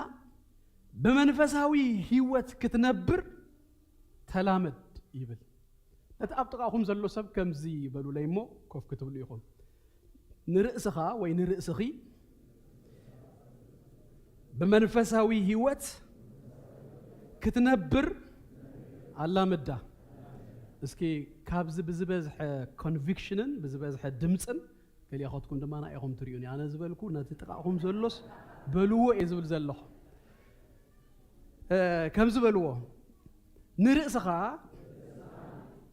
منفساوي هيوت كتنبر على مدة نسال ساي غزي يخنو بلو ينا እግዚአብሔር ይባረክ እዚ በኢየሱስ ስም ናብ ልብና ይእቶ ክብረና አምላኽና ይኹን ንርእስኻ ወይ ንርእስኺ በመንፈሳዊ ህይወት ክትነብሪ ወይ ክትነብር አላምድያ ላኽባረኩም ኮፈሉ እግዚአብሔር ይባረክ እግዚአብሔር ይባረክ ሕጂ ክልተ ቃላት ኣለዋ ካብዚ ክፍሊ እዚ ንሪአን ተሓንቲ ክጅምረልኩም ተሓንቲ ድማ ቀፂላ ክነምፃ ኢና ሎማዓልቲ ግን እታ ትምህርትና እዚ ኣብዚኣ እያ እዛ ኣላምዳ እትብል እንታይ ግበሪ ዝብሎ ዘሎ ንርእስኻ ሲ ኣምልኾ ኣላምዳ ወይ ድማ ብሓድሽ ትርጉም መንፈሳዊ ህይወት ሲ ንርእስኻ እንታይ ግበራ ኣልምዳ አማርኛ መጽሐፍ ቅዱስ ድማ እግዚአብሔርን ለመምሰል ግን ራስህን አስለምድ እግዚአብሔርን ለመምሰል ራስህን አስለምድ ሰለስተ ና እንግሊሽ ቨርዥን ከም በልኩ NIV train yourself to godliness ይብሎ train ታጂ ምልማድ ትብል ሓዙ ላይ አንተ እንታያ train ካላይት ድማ ኪንግ ጄምስ ድማ exercise yourself towards godliness abzi adma ta train tay koynalla exercise godliness yengel tasalsayt dma ab America Standard Version dbahal discipline yourself to the purpose of godliness hijinta ina ንምሃር መስለኩም ሎም ማለት ንገዛ እርስኻስ train ምግባር exercise ምግባር discipline ምግባር ናብት discipline ሲ ከተእትዋ ምኽአ هيوت منفساوي هيوت ديسيبلين يدليو قبل كنبلينا خنبل كلنا جنواري حدا فكرنا لوس ديسمبر 30 حدن كل زعامت زدقيسنا قبل لا ينبلنينا ابز امت زسي ديسيبلين كنغبرالنا غزا ارسنا ابت تريننج سي كنأتوالنا اكسرسايز كنغبرولنا منفساوين لممداسي كنلامد يغبانا يو اسيو نابتي صبلل مبال ابيت مفراي مسسان زبحال نغرسي زمصانا وتحدراوي ديسيبلين تبحالالومش كم زخماي كبري لانيرا بكورسبوندانس وتحدرات دخونكم سيرفيس زغدكم سي وتحدراوي ديسيبلين زبحالالو وتحدراوس اكسرسايز አሉ ክርስቲያን ድማ ከም ወተሐደር ሲ ዲሲፕሊን ደኸውናሉ ንገዛ እርሱ ሲ ከላምዳሉ ወተሐደር አብደስ ድበሎ ሰዓት ድደተስ ወተሐደር ደስ ዝበሎ ሰዓት ድምገብ ወተሐደር ደስ ዝበሎ ሰዓት አብደስ ዝበሎ ነገር ሲ ይርከብ ዲ ንግሆሲ ስኻ አራት ከንዳ ጣዓመት ከኸላስ ፊት ትባህለል ከምሽ ተንስ ያበቃ حنت دوكيومنتري رينيرا ناي امريكان اير فورس كما يجيروم كم زسلطنو بتعم بزوح قطر يزعتو اير فورس بايلوت نمخوان مالتي اموداتا كن 9% امنجدي زنطباطب دغرمكو 10% ገለ ዝኾኑ ኦም ታ ትሬኒንግ ወዲኦም ማስ ግራጁዌት ድገብሩ እቲ ክስታይ ሪግረስ ድኾነ ስልጠናታት ይዘለዎ በጣም ከቢድ ዲሲፕሊን ሲያጥዎም ሸፕ ይጥም ነው ያቱ ተብራ ዘለኸ አየር ሲ ክትሕረም ኣብ ማእኸል ጸላይስ ክትወድቕ ትኽእሊኻ ፓራሹት ጌርካ ተኣቱ ገለ ፊዚካልን ሜንታልን ሲ ንኡ ሰርቫይቭ ደግብር ነገር ሲ ኢንስቶል ክገብሩልካ ብርቱ ሰብ ንኽትከውን ሲ በጣም ገይሮም ሲ ዲሲፕሊን ይምደእቱ መጀመሪያ ማልቲ መጹ ሻንጣኦም ሂዞም ገለ እቱ ይብሉሞ on the very first day ያአቱ እንደሆነ ኦሪንቴሽን ነገር ተዋሃቦም ይድቅሱ ንጽባይታ ንግሆ ሰዓት 4 بغبي ድምጽ يوم ዘተስኡዎ ጋው ጋው ጋው ጋው ዳስ ገለገለ ይባል ምስተሳ አብዝ እዝኑ መጽዩ ወይዝብለሉ ስክሪም ይገብር ገለ ተሲለካኔ ከሳሕጅን ምን ተደም ከ ገለ መለገለ ሾክ ከሆኑ መታኒዮ ነታ ሾክ ሲ ከሐልፋ خل on the same day أنا أبزاي يقتلني لهم سي يقرفوا on the same day ذات ولا ناي مجمريا مالتي تا وتحدراو تا ديسيبلين كم زجيروتي كتنسو اخلو بليز قلب يبلون بفلاي دما بزعدت بخومو زعابي قلعاسي اب اذنو مصيو تنس قال خلو يخي نو اندحلفو ابت ديسيبلين اتيوم سي امودا تايمرو منفساوي ህይወት ድማ ገርመኩ ዲሲፕሊን የልዩ ኤክሰርሳይዝ ምግባር የልዩ እዚ ዝብለና ዘሎ 4 ነጥብታት በሐጽሩ ካብዛ በፍላይ ቁጥር 7 ፍርቅ ዘላ ንርስኻ ግና አምልኮ ወይ ድማ መንፈሳዊነት አላምዳ እግዚአብሔርን መምሰል አስለምድ ዝብልሲ ክንሪ አይና ቀዳመይቲ ነጥብ ንሪያ ናይ ዘመንፈሳዊ ልምምድ እላማ ቀዳማ ኢላሙ እንታይ መስለኩም ንአምላኽ መምሳል መንፈሳዊ ልምምድ አትገብር ወይ ድማ ከምተን ዝበልኩኩም ሰለስተ ቃላት ትሬን ትገብራ ንገዛ ርስኻ ኤክሰርሳይዝ ትገብር ናብ ዲሲፕሊን ተእተዋ ንህይወት ካሲ ንምንታይ እተልካስ ንእግዚአብሔር ንምምሳል እግዚአብሔር ናይ ምምሳል ነገርሲ ድገርመኩም ንሌዚ ክርስቲያን አይኮነን ተዋሂቦ ንገዛ እርሱስ ኤክሰርሳይዝ ዘመንፈሳዊ ለምምዳት ደእቱ ሰብ ንኡዩ ስለዚህ ጳውሎስ ለጢሞቴዎስ እንታይ ብሎሎ ንገዛ እርስኻሲ ጎድሊነስ ንአምላኽ መምሳል አላምዳ መንፈሳዊነሲ አላምዳ ይብሎሎ ንምንታይ ተልኩም ንአምላኽ እቲ ልምምድ ደድሊ ደሎሲ ትሬን ደድሊ ደሎሲ تقول نأملاخ ممساليو زي عند حرسيتنا يا بزو نقريو دبلاشو ፈሪሳውያን ሊጋሊስቲክ ድኾኑሉ ምክንያቶም ነቲ ሚንስ ነቲ ናብዚ ከብፅሓና ዝግብኦ ዝነበረ ነገር ንሱስ ዴስቲኒኦም ገይሮሞ ዘይጽልዩ ዘይጾሙ ዘይህቡ ገለ እኳ አይነበሩን ክልተ መዓልቲ ኣብ ሰሙን ድጾሙ እዮም ነይሮም ካብ ኩሉ ነገራቶም እሽር ዘውፅኡ እዮም ነይሮም ዝጽልዩን ከም ዝነበሩ ኢና ነንብብ ግን ንሱስ መወዳእታ እሱስ ትጎል ገይሮሞ ንጽልይ ነንብብ ንሕብ ኩሉ ዲቮትድ ንኸውን ንምንታይ ይመስለኩም ኣብ መወዳእታስ ንምጽላይ ፎር ዘ ሴክ ኦፍ ምጽላይ ኣይኮነን ንምንባብ ጥራይ ኣይኮነን እንጂ መጽሓፍ ቅዱስናስ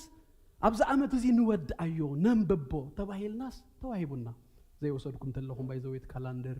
መጽሐፍ ቅዱስ መንበብ በተደሪት ኣለኩም ንምንታይ ኢና ግን መጽሐፍ ቅዱስና ንምውዳእ ኣይኮነን ክንፈልጦ ዘለና ካብ ዘፍጥረት ከሳዕራይ ወዲአዮ ንምባል ዳይኮነስ ኣምላኻዊነት ጎድሊነስ ንኣምላኽ ምምሳልሲ ንኽንላመድ መታን ኣቡ ኸእትወና መታን እዩ እጂ ብዘንበብና ብዝጸለና መጠንሲ ህይወትና ትናይ ውሽጥ መንነትና ንሱ እቲ ክርስቲያንሲ መወዳእታ ጎሉስ ንክርስቶስ ምምሳል ክርስቶስ ኣባና ክርአ እዩ ንክርስቶስ ኣብ ህይወትናስ ክነሪኦ ክንክእል ንኣምላኽ እናመሰልና ንኽንከይድ እዩ እጂ ዛዕበየ ኮምፕሊመንትሲ ንሰብሲ ምስ ዘመረ ጽቡቕ ዘሚርካ ምስ ሰበኸ ጽቡቕ ኣገልጊልካ ገለ ኣይኮነን እኮ እሱ ጽቡቕ ነገር እኳ እንተኾነ እሱ ዳ ጸጋ እኮ እዩ ንማሕበሩ ዝተዋህበ ነገር እዩ በኣኻ ሓሊፉ እግዚኣብሔር ድገብሮ እዩ ወላ ስኻ ሰኒፍካ ኣብ ምንም ዘየለኻ ከለኻስ እግዚአብሔር ንቅዱሳኑ እግዚአብሔር ንደቁ ካብ ምሕሳብሲ ክሓልፍ ይኽእል ዝዓበየ ግን ሓደመ ክርስቲያንሲ ኮምፕሊመንት ናቱስ ንክርስቶስ በኣኻሪእናዮ ብሓቂ ህይወትካስ ክርስቶስ ኣርዩና ንኣምላኽሲ ኣርዩና እንድህር ዝብል ድሕር በፂሕና እሱ የተበረኸት ዝዓበየ ነገርና እሱ እጂቲ ዘመናት ዘለናዮ ነገር ደጋዊ ምንጽባራዓት ዝበዝሖ ጉዳይ እዩ እቲ ኣውራ ነገር ግን ተረሲዩሎ ጳውሎስ እምበኣር ንጢሞቴዎስ ነዚ መንፈሳዊ ወዱሲ እንታይ ብሎ ኣሎ መስለኩም ጎድሊነስ ኣምላኽ ምምሳል ንገዛእ ርስኻ ኣላምዳ ሕጂ ንገዛእ ርስኻ ናብዚ ንኣምላኽ ናብ ምምሳል ከተላምዳ እንታይ ትገብር ኣለካ ማለት ትጽልይ ቃል እግዚአብሔር ተንብብ ተጽንዕ ምስ ቅዱሳን ተምልኽ ተሓብር ተገልግል ኩሉ እቲ ስፒሪቹዋል ኣክቲቪቲስ ናብዚ ከምፅዓካ መታል ኢትስ አ ሚንስ እዩ ሕጂ ገለገለ ጊዜ ፈላሊኻ ካብ ምርኣይ ጸጋ ብዙሕ ዓይነት እዩ ካይንድስ ኦፍ ግሬስ ብዙሕ ሰብ ኣይርድኦን ፎር ደ ሴክ ኦፍ ንሎም መዓልቲ ጥራይ ሓደ 3 ወይ 4 ጥራይ ክነግረኩም ጸጋ ዝበሃል ኮመን ግሬስ ትበሃል ኣሎ ንኣብነት ኮመን ግሬስ ማለት እግዚአብሔር ፀሐይ የብርቕ ዝናብ የዝንብ ኣማንኹን ኣይትኹን ብዘይገድስ ናይ እግዚአብሔር ጉድነስ ኣምላኽ የለን ንዝብል ዘበለ ሁሉ ፀሐይ የብርቐሉ ንኣምላኽ እናተጻረፈ ንዝውእል እውን ዝናብ የዝንበሉ እዚ ኮመን ግሬስ ይበሃል እግዚአብሔር ዝህቦ ካልኣይ ግን ድማ እንታይ ኣሎ መስለኩም ኣነ ንስኻትኩም እንድረኸብናዮ ግሬስ ድማ saving grace ዝበሃል ድማ ዝድሃናሉ ጸጋ ክርስቶስ ኢየሱስ ኣብ መስቀል ንዓኻ ክብል ተሰቂሉሎ ድሕሪ 3 መዓልቲ ድማ ካብ መቃብር ተንስዩሎ ኣብ የማን ኣቦሎ ዳሕራይ ድማ ተመሊሱ ክመጽዩ ዝብል ሰሚዕና ስለዚ ኣብ ክንዳኻ ዝሞተ ንሱ ስለ ዘሎ ስኻ ሕጂ ምንም ምግባር የድልየካን እዩ ነቲ ዝሞተልካ ኢየሱስ ክርስቶስ እመኖ ተቀበሎ ተባሂልና ተቀበልና saving grace እዚኣ ተቀበልና ሕጂ እዚኣ saving grace ዝድሓናሉ ጸጋ ይባሃል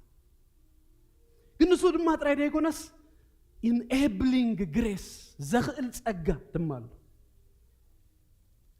ኣብ ህይወሲ ንኃጢአት ንዓለም እናገዛእና ክንከይድ ዘግብረናስ ናይ እግዚአብሔር ጸጋ ኣሎ እናማሕረና ዝኸይዳ ዳሕራይ ሓንቲ ክፍሊ ከንብበልኩም ውህበታት እውን ጸጋ እዩ ዛስዋይ በዚ ምክንያት እዚዩ ጴጥሮስ ብፍልጠትን ኢሉና ምሽ ብጸጋን እንታይ ግበሩ እበዩ ኢሉና ስለዚ እዛ ታ ሴቪንግ ግሬስ ኣይተኣብን እያ حنص يخاف كوين كايا نام منجست أملاق سي أتياتك جن حجي نابنت 4 إبراويان سي تأجان كنقبل متانسي ناب تتأجا زوفان كنقرب تحاتيتنا لنا بزز أجاز جن دعبا خيخا تغير تقريبك مورس أجابها تزكيس كا يلن تينابلين جريس تبوه باتات النابا خامخات ازي عم مدرخ تنبر كلخا دخلك كاتأجاجن النابا يزغير نجارات እግዚአብሔር ይባረክ እዚ ድማ means of grace ይብልዎ እቲ means of grace እንታይ አይነት ዝባህላ መስለኩም በዓል ምጽላይ በዓል ቃል እግዚአብሔር መንባብ ኩለን ዘንድ ብለን ዘለና መንፈሳዊ ፕራክቲስ ዲሲፕሊን means of grace የናብዝ grace እዚ አብይወትካና አበየና በዛ ኸይር ሲ ዘእትወካይ ስለዚህ ንሱ ጎል ናይ መወዳእታ ተገርኪያ ትክክል አይኮነን ግን ናብታ አምላኻዊ ነገር ናብታ godliness እንደ አበኻ ክትከይድ ሲ እዚ ምጽላይ ቃል እግዚአብሔር መንባብ ገለ ዝባህሉ ነገራት spiritual discipline training ምግባር exercise በጣም يرلينا ቅልጥፍ ክብል ይሄጅ እዚ godliness ደብል ነገር አምላኻዊነት ወይ ድማ አምላኻዊነት ናተ ትግርኛ ያግን ተኾይነት ማለት እዩ ንአምላኽ ምምሳል መንፈሳዊነት ዝባህል ነገር ሲ አብ መጽሐፍ ቅዱስና አውራ ነገር ከም ቃል ንቃላ ብዙ አይኮነት እንተባሂላ ሸውዓተ ጊዜ ያባ ሐድሽ ኪዳን ትረኽብዋ ግን ኩሉ ናይ መጽሐፍ ቅዱስ ሐሳብ ሲ ናብዚ ኸብጽሐና እንተይልና ሐሶት አይኮነን ቲ ፐርፐዙስ ንሱ እዩ አምላኻዊነት ሲ አባና ከብሎ መታል godliness አባና ክፍጠሩ ጎይታና ኢየሱስ ክርስቶስ መሰለስተ ምዕራፋት ደአክል አብ ማቴዎስ ወንጌል ምሂሩ ሲ አሞዳታ ዝበለው ነገር እኮ ደሰንብድ ይምሽ ገሊም መጽዮም ሲ በስምካስ አጋነን ተውጪና እንዲና በስምካስ ዝንዝን ጌርና እንዲና ይሎም አይፈልጠኩም ነው godliness ደየጥራዩ ተአውራ ነገር ዘሐደጉ ግን በተ ጸጋታት እሱ ዘይጣአሰሉ ስለሆነ ቡን ዘገልገሉስ አይፈልጠኩም ይብሎም ይላል እጂ አውራ ነገር ሲ ክንስሕቶ ይብልና ናይ መጽሐፍ ቅዱስ ሲ ሜጀር ነገር እዩ አምላኽ እንዳመሰልና ምእባይ ዝባህል ነገር ገለ ተቅስታት ከም በልኩም ዛ ቃል ንቃላ ዩዚቢያን እትብል ናይ ግሪክ ቃልያ ሸውዓተ ጊዜ አዘላ ኣብ ካልኣይ ጴጥሮስ ምዕራፍ 1 ቁጥር 3 ላና ኣብነት እቲ ብፍልጠት ክብሩን ደግነቱን ዝጸዋዓና አምላኻዊ ህይወት ንህይወትን ንፍርሃት እግዚአብሔርን ዝኸውን ኩሉ ካብ ዝህበና እትብልሳ ታን ንፍርሃት እግዚአብሔር ትብል ኣብ ሐድሽ ትርጉም ንመንፈሳዊነት እጂ ንመንፈሳዊነት ወይ ድማ ንአምላኽ እና መሰልካ ንኽትነብር ዘኽእለካ ኩሉስ ይቡካሎ እዩ ክጅመርከ ካብቲ ዝሃበና ኢና ንጅምር ዘይሃበና ይኮነ እንደሓተና ዘሎ ግን ነቲ ዝሃበና ነገር ሲ ኤክሰርሳይዝ ክንገብሮ ክንከላለና ንምንታይ ናብቲ ንኡ ምምሳል ዝባሃል ሲ ክንመጽእ ስለዚህ ቲ ኤክሰርሳይዝ ናይ ምግባርና መንፈሳዊ ልምምዳት ኣብ ህይወትና ናይ ምእታው ሲ ደጋጊመ ከም ዝብለኩም ዘለኹ ጎሉ ንአምላኽ እንዳመሰልና ይኹን ከይድ መታን ኣብ ካልኣይ ጴጥሮስ ምዕራፍ 1 ቁጥር 6 ተን ዝሓለፈ ጊዜ ጠቂሰልኩም ነይረ ክንኣብየለን ዝግባእ ኤርያታት ናይ መንፈሳዊነትና ጴጥሮስ ኣብ ዝጠቀሰን 7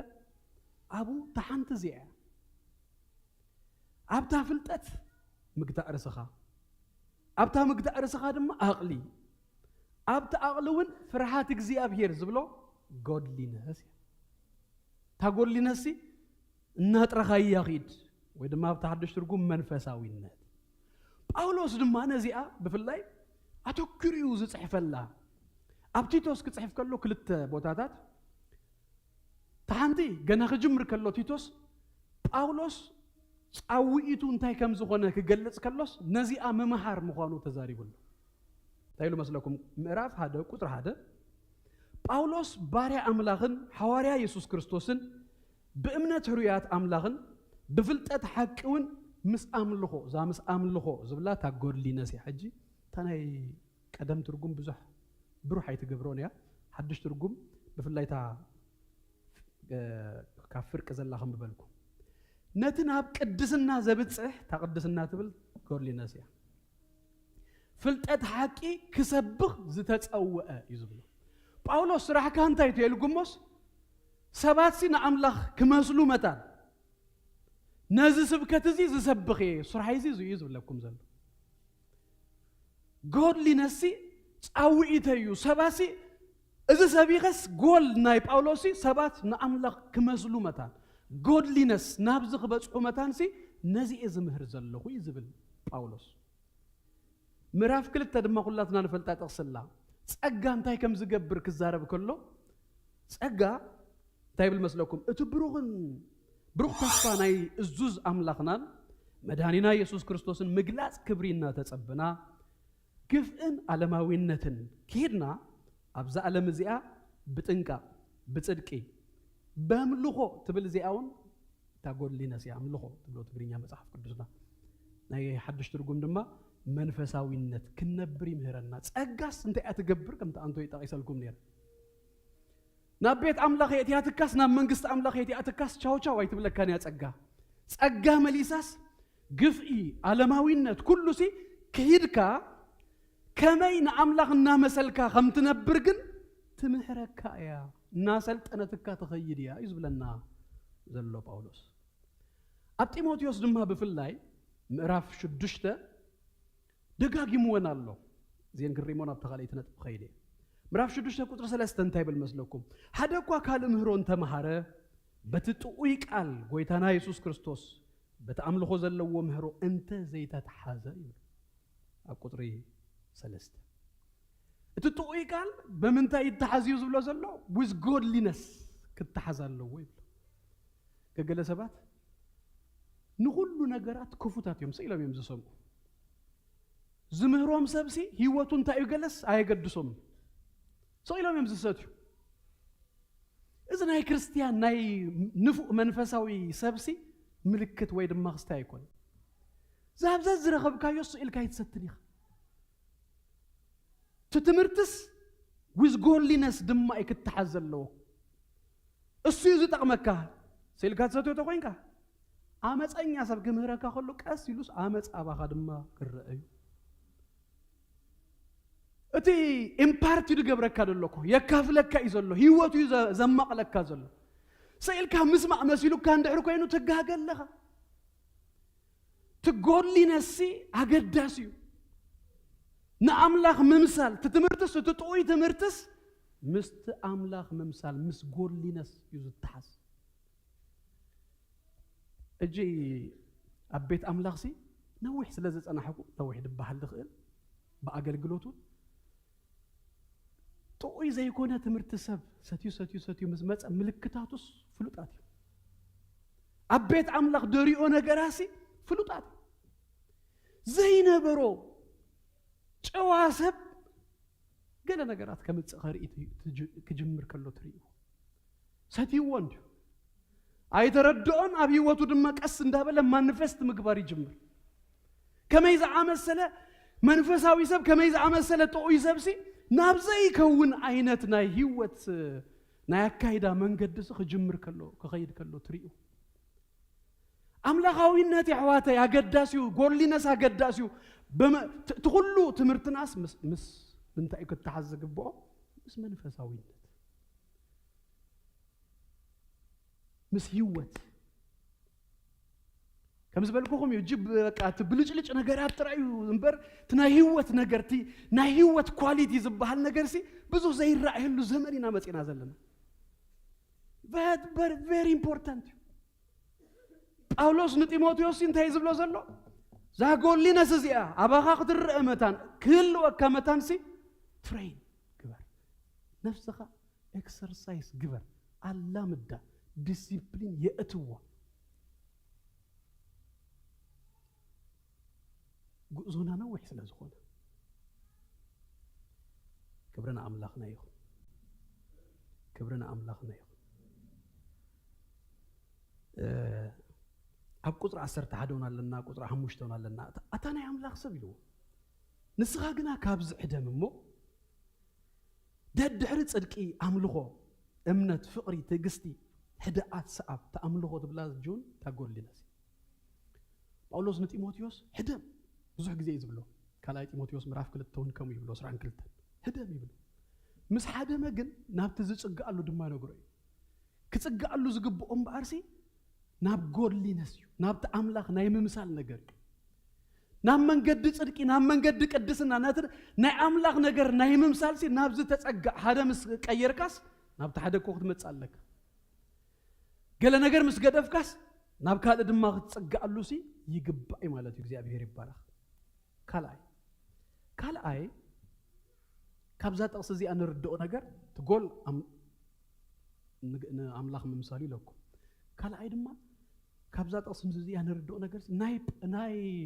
تيموثيوسي حلا في النت انت يزبل له زلو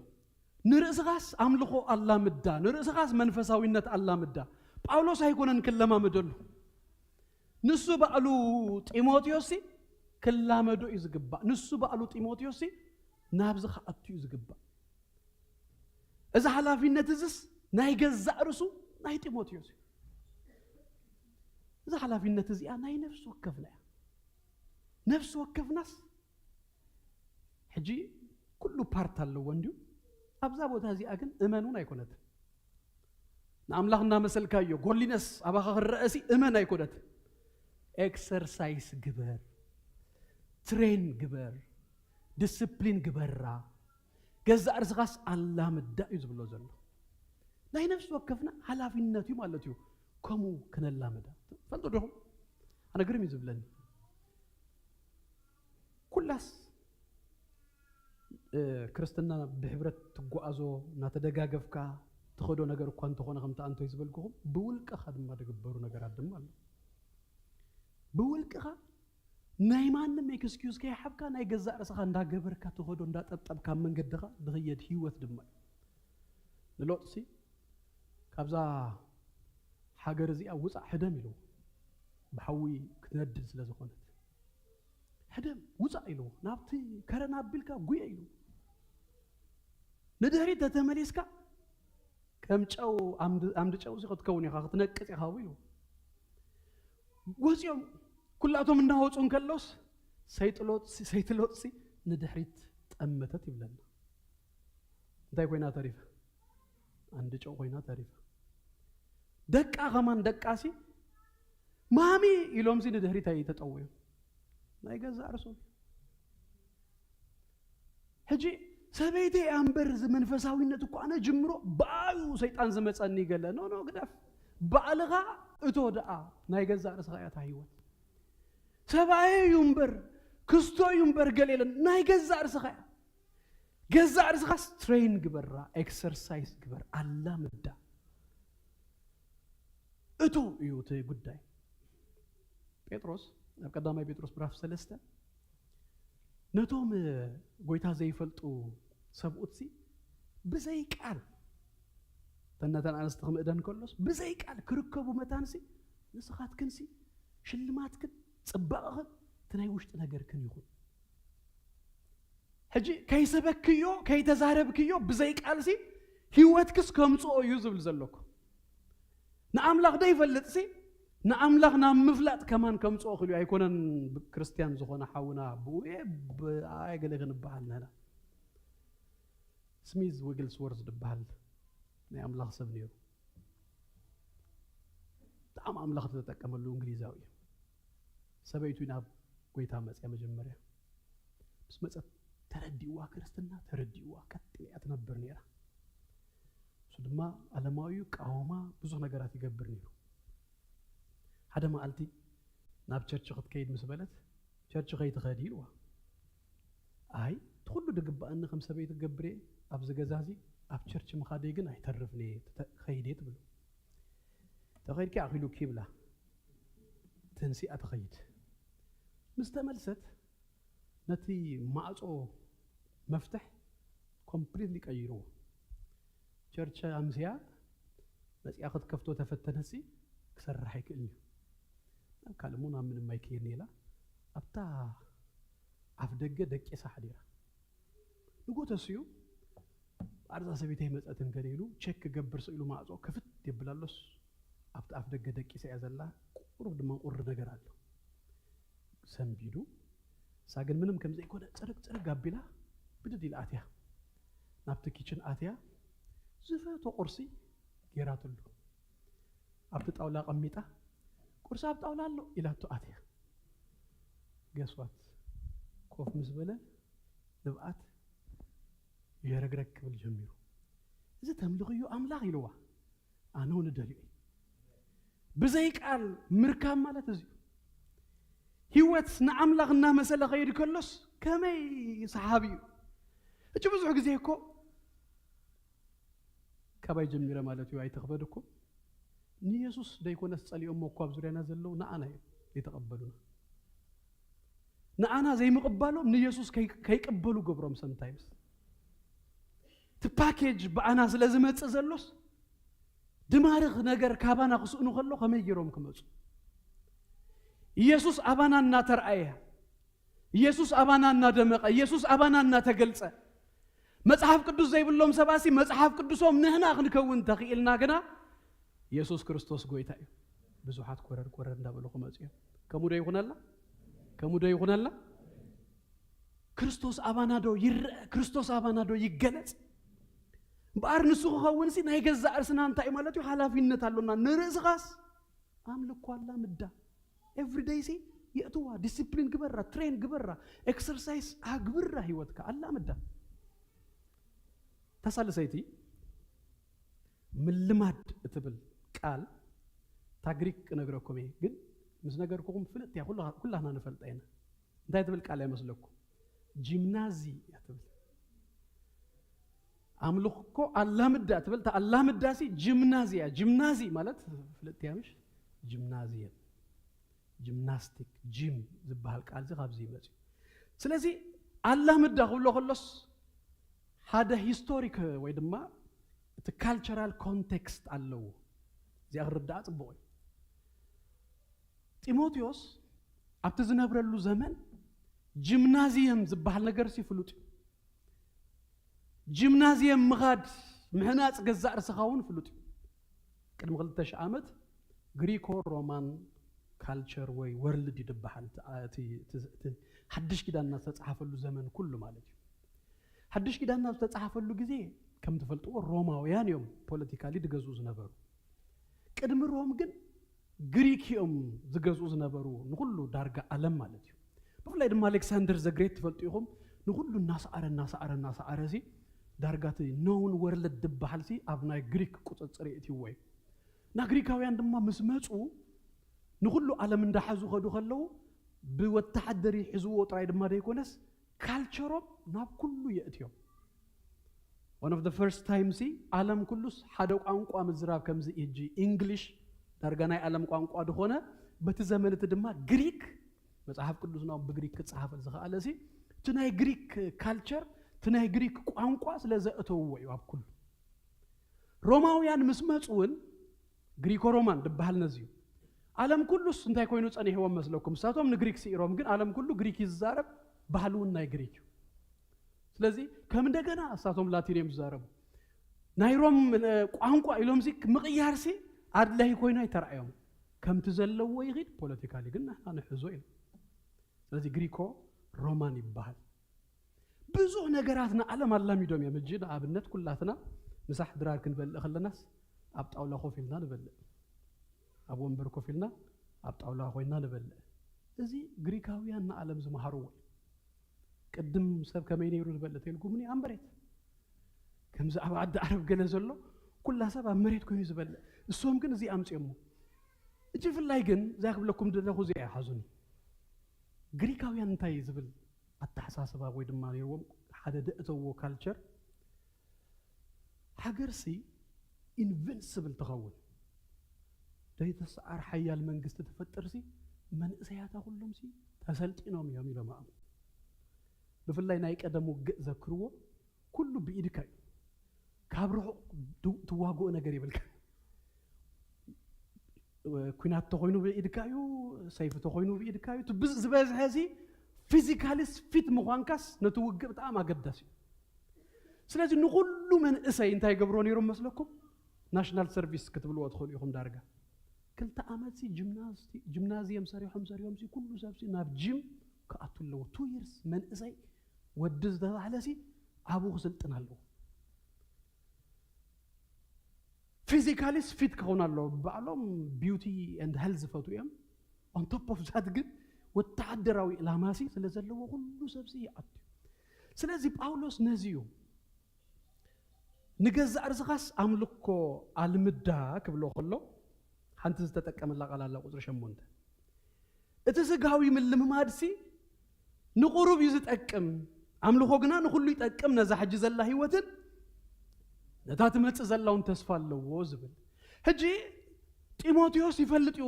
ብዛዕባ ጂም ምኻድ ማለት እዩ ኦሎምፒክ ድበሃልውን ክሳብ ሕጂ ዘለኮ ግሪካውያን ዝፈጠርዎ ይሹ ስለዚህ ሁሉ ሰብሲ ኩሉ መንእሰይሲ ጂም ምኻድ ፊት ምዃን ገለስ ይፈልጥ እዩ ጂም ክትከይድ ከለኻ ኩሉ ከምዚ ሕጂ ዝተኸደናዮ ናይት ዊንተር ጫማና ጃኬትና ገለገለ ጌርና ይኮናን አቃልል አቢልካ አቡ አቲኻ እንታይ ትገብር ኤክሰርሳይዝ ትገብር تسلطن تلامد አገዛ አርሰኻ ንምንታይ ፊት ንኽትከውን መታ እዛ ኣብ ምድሪ ኢልወሱ ይጠቅም ኢልዎ ጽቡቕ ግን ዶንት ፎርጌት ምሳኻ ታይኸውን ቅበር ይኮይ ኣነ ዝበለ ፊት ሰብኣይሲ ንሞት ኣይስእራን ክኸይድ እዚ ኣምልኾ ግን ወይ ድማ ዚ ጎድሊነስ መንፈሳዊነት ግን ኣብዛ ምድሪ እዚኣን ነታ ትመጽእ ዘላሲ ይጠቅም ይብሎን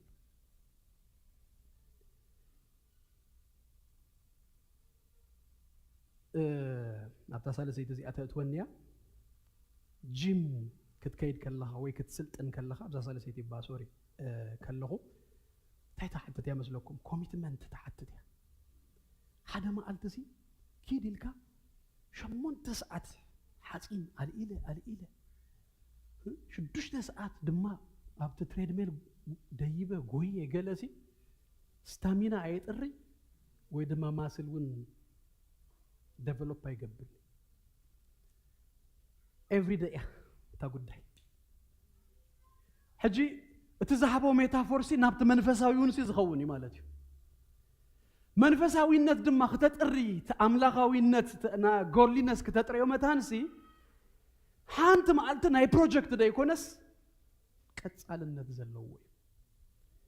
ናይ ጢሞቴዎስ ሓላፊነት እዩ ዘሳለሰይቲ ለኩም ዲ ታሳለሰይቲ ኮሚትመንት ተሓትት ያ ዲሲፕሊን ተሓትት ያ ጻዓት ትጋት يحتت يو جيم مهارسي كتسال ندت يو لو تقدم تتدلي خاسي every day هذا جزء نما ألتس أثرت حموش تداعي نما صحف كلش من باب أثرت حموش تداعي دمس نسأله سينا حاب قال الزبل ورقة قال لحتي من ناس كله صوب تاعيو جيبوا زو حسن 15 minutes تبلنا 15 minutes ده أنتهي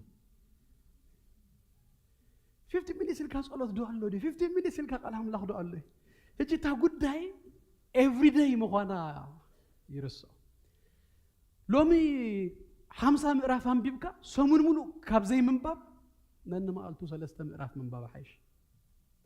لومي خدت 9 ملو تصلي خاص سمون ملو كابزي مصلاي 10 حموش تدق نن ما قلتو مصلاي لو طيه مص كتطري اندحر كوينكا بمنفساويነት እና አበኻኸት ከይድሲ ኮሚትመንት ይحتت you every day እና ተገብረ ኸይድ ከሎ ኢምበር ሓንስ አይኮነም ሓደ ፓስተር አንተ ነገር አብ ቤተ ክርስቲያን አምጽዩ ዳህራይ መጽሐፍ ኮይናውን ሙቭመንት ዳርጋ ኮይኑ ማለት እዩ ታይገሩ አንተ ከምዚ ጃንዋሪ ከምዚ ሕጂ ጊዜ አንተ ወንበር ሼር አብ መድረኽ አምጽዩ አቀሚጡ እዚ አና ገዚ እያ ኢሉ ኣብዚ ቸርች ዘለኹም ድማ ኩላኻትኩም ሲ እዚ አኽት ገብሩ ሓተኩም ኢሉ ወይ ግዝኡ ወይ አቤትኩም ሲ ሓንቲ መንበር ሲ ፍለዩ ታ መንበርቲ አሲ ካሊ ጊዜ ኮፍ ደይ ትብሉላ ወይ ቃል አምላክ ከተንብቡ ወይ ክትጽልዩ ወይ ከተስተንትኑ ምስ አምላክ ኣብትራኸብሉ ጊዜ ጥራይሲ እትኸውን ወንበርሲ አቤትኩም ሲ ተፈልያስ ተቀመጥ ኢሉ ሪዛልት ጻዕዱ ድማ ነው አስለ ዝኾኑ ስለዚ ጽሕብዎ ስለዚ ዛረቡ ሪዛልት ከመጽኸሉ ነግረኩም አይከል ገሊአቶም አቡ በመጸላይ በመስተንታን ቃል አምላክ በመንባብሲ እግዚአብሔር ናይ ቢዝነስ አይዲያ ሂብዎምሲ አበይተ ካምፓኒታት ጀሚሮ ገሊአቶም ናይ ሚሽን አገልግሎት ጀሚሮ ሚሽነሪስ ደልኹ ሚሽነሪ ኮይኖም እንደኸዱ ብዙ አይነት ነገራሲ በተዓመት ንበይኖም ምስ እግዚአብሔር ኣብ ዝኾኑሉ ጊዜ ዝፈለይዋሲ ብዙ ነገርሲ ኣብ ህይወት መጽዩ እንታይ ክብለኩም ደሊ ኤቭሪ ዴይ ኣብ ዝግበር ነገር እዩ ለውጥ ዘመጽእ ስለዚህ ጳውሎስ ታዝተጠቀመላ ቃል ጂምናዚያ ኤክሰርሳይዝ ምግባር ምልማድ ገዛ ርስኻ ይዝብሎ ዘሎ እግዚአብሔር ይባረክ ናይ መወዳእታ ስልጠና ድማ ወይ ድማ ትሬኒንግ ኩሉ ጊዜ ዝግበር ምሳ ሰልጣን ተደዘብል ነገር ዝሁሉ ንብሎ ዘለና ስልጠናሲ አሰልጣንለና መንፈስ ቅዱስ ይባል ነህና ጥራይ ንእቶ ንቅረብናቡ ጊዜና ሐቦ ንፍለምበር መምህር አለና አሰልጣንለና ኢየሱስ ክርስቶስ ጎይታዬ ኢየሱስ ጎይታዬ ትምህርቲ ብዙ አይነት እዩ ሞዴሉ ማለት እዩ በአልተሼ መማሃራን ስለዝኾኑ ጽቡቅ ጌሮም ካባይን ላል ፈልጡ አና ሃንት ኮርስ ብዛዕባ ኤዱኬሽን ወሲደለሁ ሞዴሉስ ብዙ ሻና አብታዝ ወሰድኩዋ ሓደ 10 ተዘኸውን ሞዴል አለው እጂ ትራንስሚሽን ዝበሃል ናይ ቲቺንግ ሞዴል አለው ስብከት ገለዚ ከመ አይነት ትራንስሚሽን ሓደ ሰብ ዛራ ካለ ሰብ ሰም ሱጥራይ ግን አይኮነን ኢንፋክት ና አደል ተኾን ከሎስ እሱ ብዙ አይኮነን አብ ቲቺንግ የምዝብሎ ካለ አይነቱን አለው አቤተ ክርስቲያኑን ኮሙ ተስተቢልኩ ካለ እንታይ አይነት አለው መስለኩም ነርቸር ምግባር ድባሃል አለው ካለ እንታይ አይነት አለው መስለኩም ኢንሳይት ጀነሬት ምግባር ድባሃል አለው ተመምህር ጋይድ አለው እንታይ ከምዝ ምህር ሓፈሻዊ ነገር አለው ግን ካብ ኩሉ ሰቢው ኢንሳይት እንታይ ዝግበር ተዋጽ ማለት እዩ እጂ ሆም ሴል ምኻድ እዝኮ ይዝግበር ሆም ሴል ክንከይድ ከለና ታትጽና ክፍለላ ሓደ መምህር አይኮነን ድምህረና ኩላትና ኢንሳይት እንታይ አለና ማለት እዩ ንሕብ እጂ ከምታ አንቶ ይዝበልኩኹም መንፈሳዊ ልምምዳት ብውልቅኻ ድግበር እዮም ድሓር ድማ ገሊኡ ድማ ኮርፖሬት ድግበር እዩ ገሊኡ ሰብ ኣብቲ ኮርፖሬት ነገር አይሳተፍን መንፈሳዊ ልምምድ እቲ ዝድለ ሪዛልት ከተምጽእ ከተአብ እንድሕር ኮይንካ ግን ብውልቅ ድግበሩን ብሕብረት ድግበሩን ድማ አዛኒቕና ክንወስዶም ክንክላለና ክንአብ ብትክክል ካብ ካልኦት ኣሕዋትናሲ ኢንሳይት ንረክብ ኢና ሓደ ጊዜ ብዙ ሓጽኒቕኹም ኣነ ከምኡ ስለ ዝገጥመኒ ኮሜንታሪ ገላቢጥኩም ክትርድኡ ወደይ ከኣልኩም ክፍልሲ ኣብ ሓደ ሆም ሴል ወይ ኣብ ሓደ ሰዓዋት እንዳኣለልኩም ከም ተራ ጌሩሱስ እዚኣ ከምዚኣ ተረዲኣት ንኽብል ከሎስ ዋይ ካብያ መጽያቱ ኢኻ ትብል ኣምላኽሲ ንነፍስ ወከፍና ዘቐመጦ ነገር ስለ ዘሎ መጽግ ካልእ ግን ድማ እንታይ ኣሎ መስለኩም ኣብቲ ትምህርቲ እዚ አፓረንትሺፕ ድባሃል ኣሎ ምሽ ትሬን ምዃን ዝበሃል ማለት እዩ ቲዮሪ ትወሃብ ኣብ ግብሪ ድማ ዳገበርከዮ ትኸይድ መንፈስ ቅዱስ ክምህረና ከሎ ከምኡ እዩ ጅሎም ተማሂርና ኣለና ኣብዚ ህይወት ግን ክንነብሮ ከለና ታተደብለና ዝወስደና ክንጋገ ከለና እዚኣ ጌጋያ ትጽቡቕና በዚኣ ትኸይድ ድብል ድማስ አሰልጣን ኣለና መምህር ኣለና እጂ ገዛ ርስኻ ስኢልካ ይኮንካ ናብቲ ትሬኒንግ ናብቲ ኤክሰርሳይዝ ተእትዋ መምህር ምሳኻ ዘሳልየካ ዝወስደካ ብኢድካ ሂዙ ዝድግፈካ ምሳኻ ኮይኑ ህይወት ዝምህረካ ሳሎ መንፈስ ቅዱስ ክምህር ከሎ ብኩሉ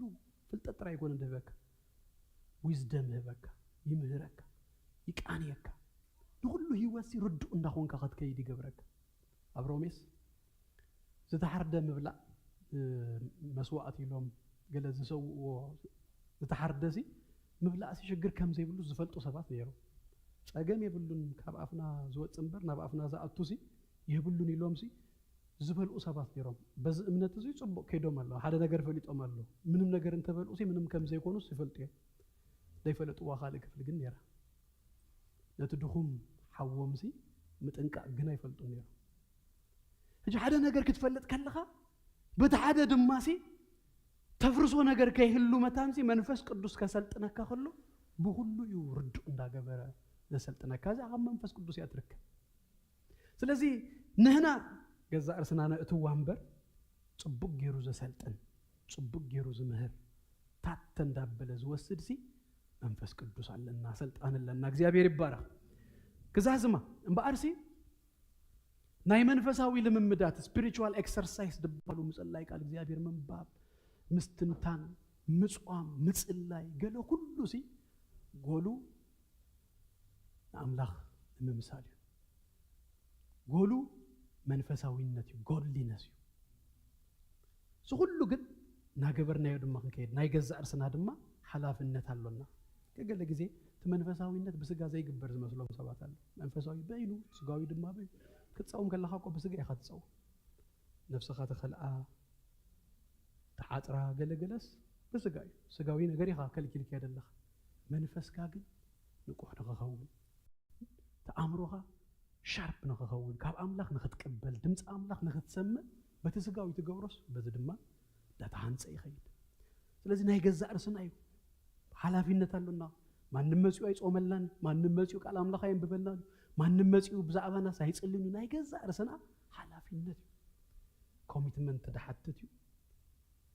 ኤቭሪ ዴይ ድግበር ነገር እዩ በሐንሳ ልውጥ ትብሎ ነገር አይኮነም ኤቭሪ ዴይ ናገበርካ ንአበኻ ዝኽየድ ነገር ለሰልጥን ድማ መምህር ድማ አለና እግዚአብሔር ይባረክ ኩላትና ካብ ዘለናዮ ተንሲእና ጽሊና ኣብ ሰዓተ ይወድእ ደለኹ ስለዚ ኣይትንቀሳቀሱ ኩላትና ሓንሳ አመስግና ጽሊና ክንፈላለና እግዚአብሔር ይባረክ ሃሌሉያ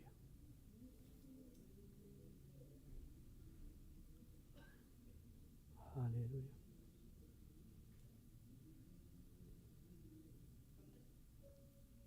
ሃሌሉያ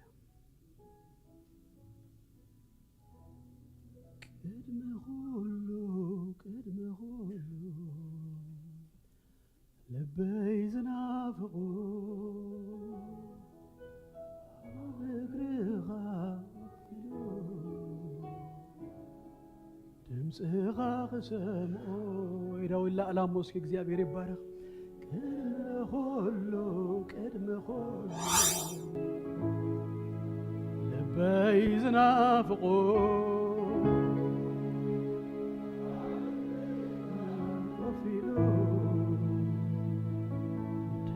ድምፅኻ ክሰምዖ ከምሳኻ ገይሩ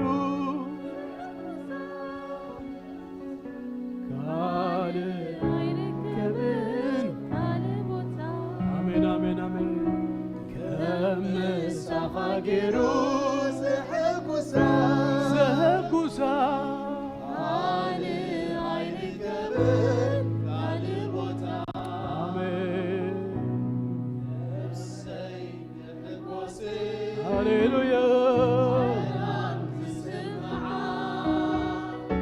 Nefsay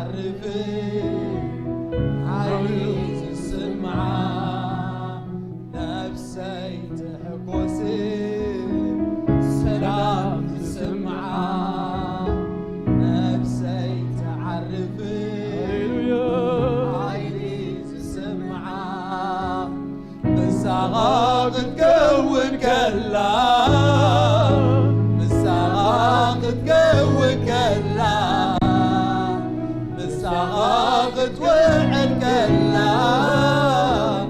ንሳኻ ክትውዕል ከላ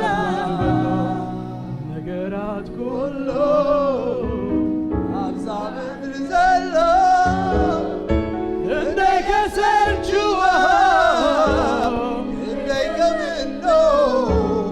እደጋገም ከሎ ነገራት ኩሉ ኣብዛ ምድሪ ዘሎ እንደይ ከሰልችዎ እንደይ ከምኖ እደጋገም ከሎ አቤት ናትካ እናወዓለ እናሃደረ ይበይን ከሎ እጹም ዘይመኖ እጹም ዘይመኖ እጹም ዘይመኖ ናወዓለ ምክር ናሃደረ ፍጹም ናወዓለ ምክር ናወዓለ ፍጹም ነገራት ኩሉ ኣብዛ ምድሪ ዘሎ እንደይ የሰልችዎ እንደይ ከምኖ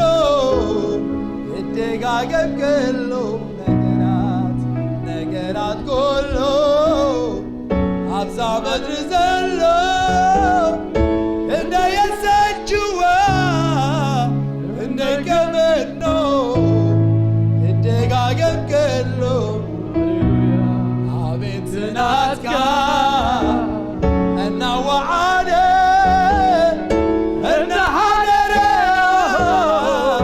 ይኸይድ ከሎ እጹም ዘይምኖ እጹም ዘይምኖ እጹም ዘይምኖ ናወዓለ ምክር ናሓደረ ፍጹም ናወዓለ ምክር ናሓደረ ፍጹም ናወዓለ ምክር ናሓደረ ፍጹም ናወዓለ ምክር ናሓደረ ፍጹም መሳኻገሩ ዘሕጉሳ ኣይርከብን ካልእ ቦታ መሳኻገሩ ዘሕጉሳ ኣይርከብን ካልእ ቦታ ላትና እናጸለና ከለና እግዚአብሔር ይባረክ ዝፃዊት ዝኸቕርብ ቅድሚ ምእፃውና ባሂብለን እግዚአብሔር ይባረክ ሎሚ ክርስቶስ ኢየሱስ ዘይፈለጥኩሞ ህይወትኩም ደይሓብኩሞ ብእምነት ብንስሓ ናብኡ ክትቀርቡ ተረፈ ህይወተይ ዘመነይ ንሱ ኣባይ ክኸብር እየ ዝደሊ እትብሉ ሰባት ምናልባት እንተለኹም ንኣኻትኩም ዝእድል ክህበኩም ጸሎት ክንድግፈኩም መታሪዳውኩም ኣርዩኒ ካልኦት ኩላትና እንዳጸለና እንዳመስገንና ከለና እግዚአብሔር ይባረክ ምናልባት ከምዚ ዓይነት ሰባት እንተለኹም እግዚአብሔር ይባረክ ንኣኻትኩም ዝእድል ክንህብ ባሂብለኒ እግዚአብሔር ይባረክ ሃሌሉያ ነገራት ኩሉ ኣብዚ ዓለም ዘሎ ክንደይ ከምንችዋ ክንደይ ከምኖ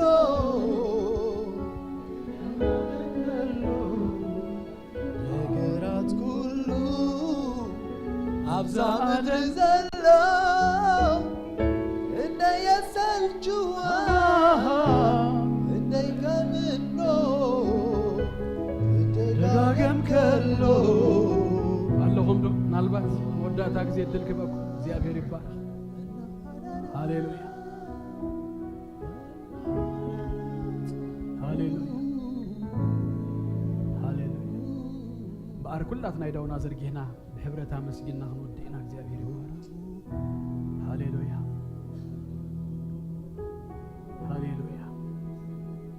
ሃሌሉያ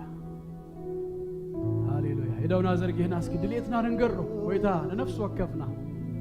ኣብ ትሕቲ እግሩ ከቐምጠና ብኡ ክንመሃር ብኡ ክንስልጥን نسو كوتش كجبرنا ترين كجبرنا سوير دقنا هاللويا أنا كن دليتي زين بلوك زي أبي ربارة دليتنا ننقرق زي أبي ربارة خداونا زرقي هنا نمود أتاك زي ويتاب تتقرخا خون نأخخ دلي نأخخ نافق كل جزء أبده تقرخ ركب زي إزدلي بلوك زي أبي ربارة نفس وكفنا دما كم تداوي زبلو بك أنا نفسنا نافقوت نايس غانا هاللويا سمعت دليت أملاخ طريق خون منفس قدوس أب لب نفس وكفنا يقمت منفس قدوس أب لب نفس وكفنا زي يقمت قويتانا مسكنك كالنا نبارخك كالنا لازنا برنا سلز عنهنا جزية كلنا مسكنك كالنا بشم يسوع كريستوس نتصلي هالنا قويتا وشتنا نفسنا لبنا እግዚአብሔር أبوي كلن تنانا نعخاطراي كدلي متان እግዚአብሔር أبوي بدليتاتك نوشتنا قتملؤ بيسوع سم دغيمنا نتصلي هالنا نافقوت ناس نسخاطراي بيسوع كريستوس سم كتكون كتردأنا نتصلي هالنا نخالق زلنا دليت نخالق زلنا نافقوت እግዚአብሔር أبوي كابوشتنا ختوصو نغلو እግዚአብሔር أبوي ዓለማዊነት ንሁሉ ዘይጠቅም እግዚአብሔር أبوي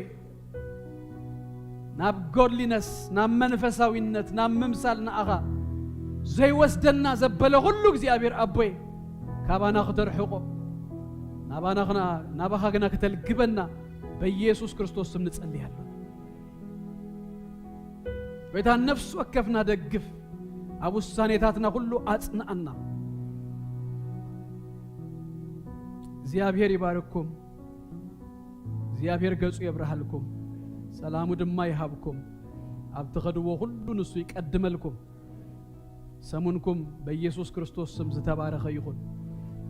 ብርሃንኩም መመሊሱ በኢየሱስ ስም ይድመቅ ናትኩም ዝኾነ ዘበለ ሁሉ በአምላክ ዝተሐለወ ዝተባረኸ ይሁን ላኽባርኩም በሰላም ኪዱ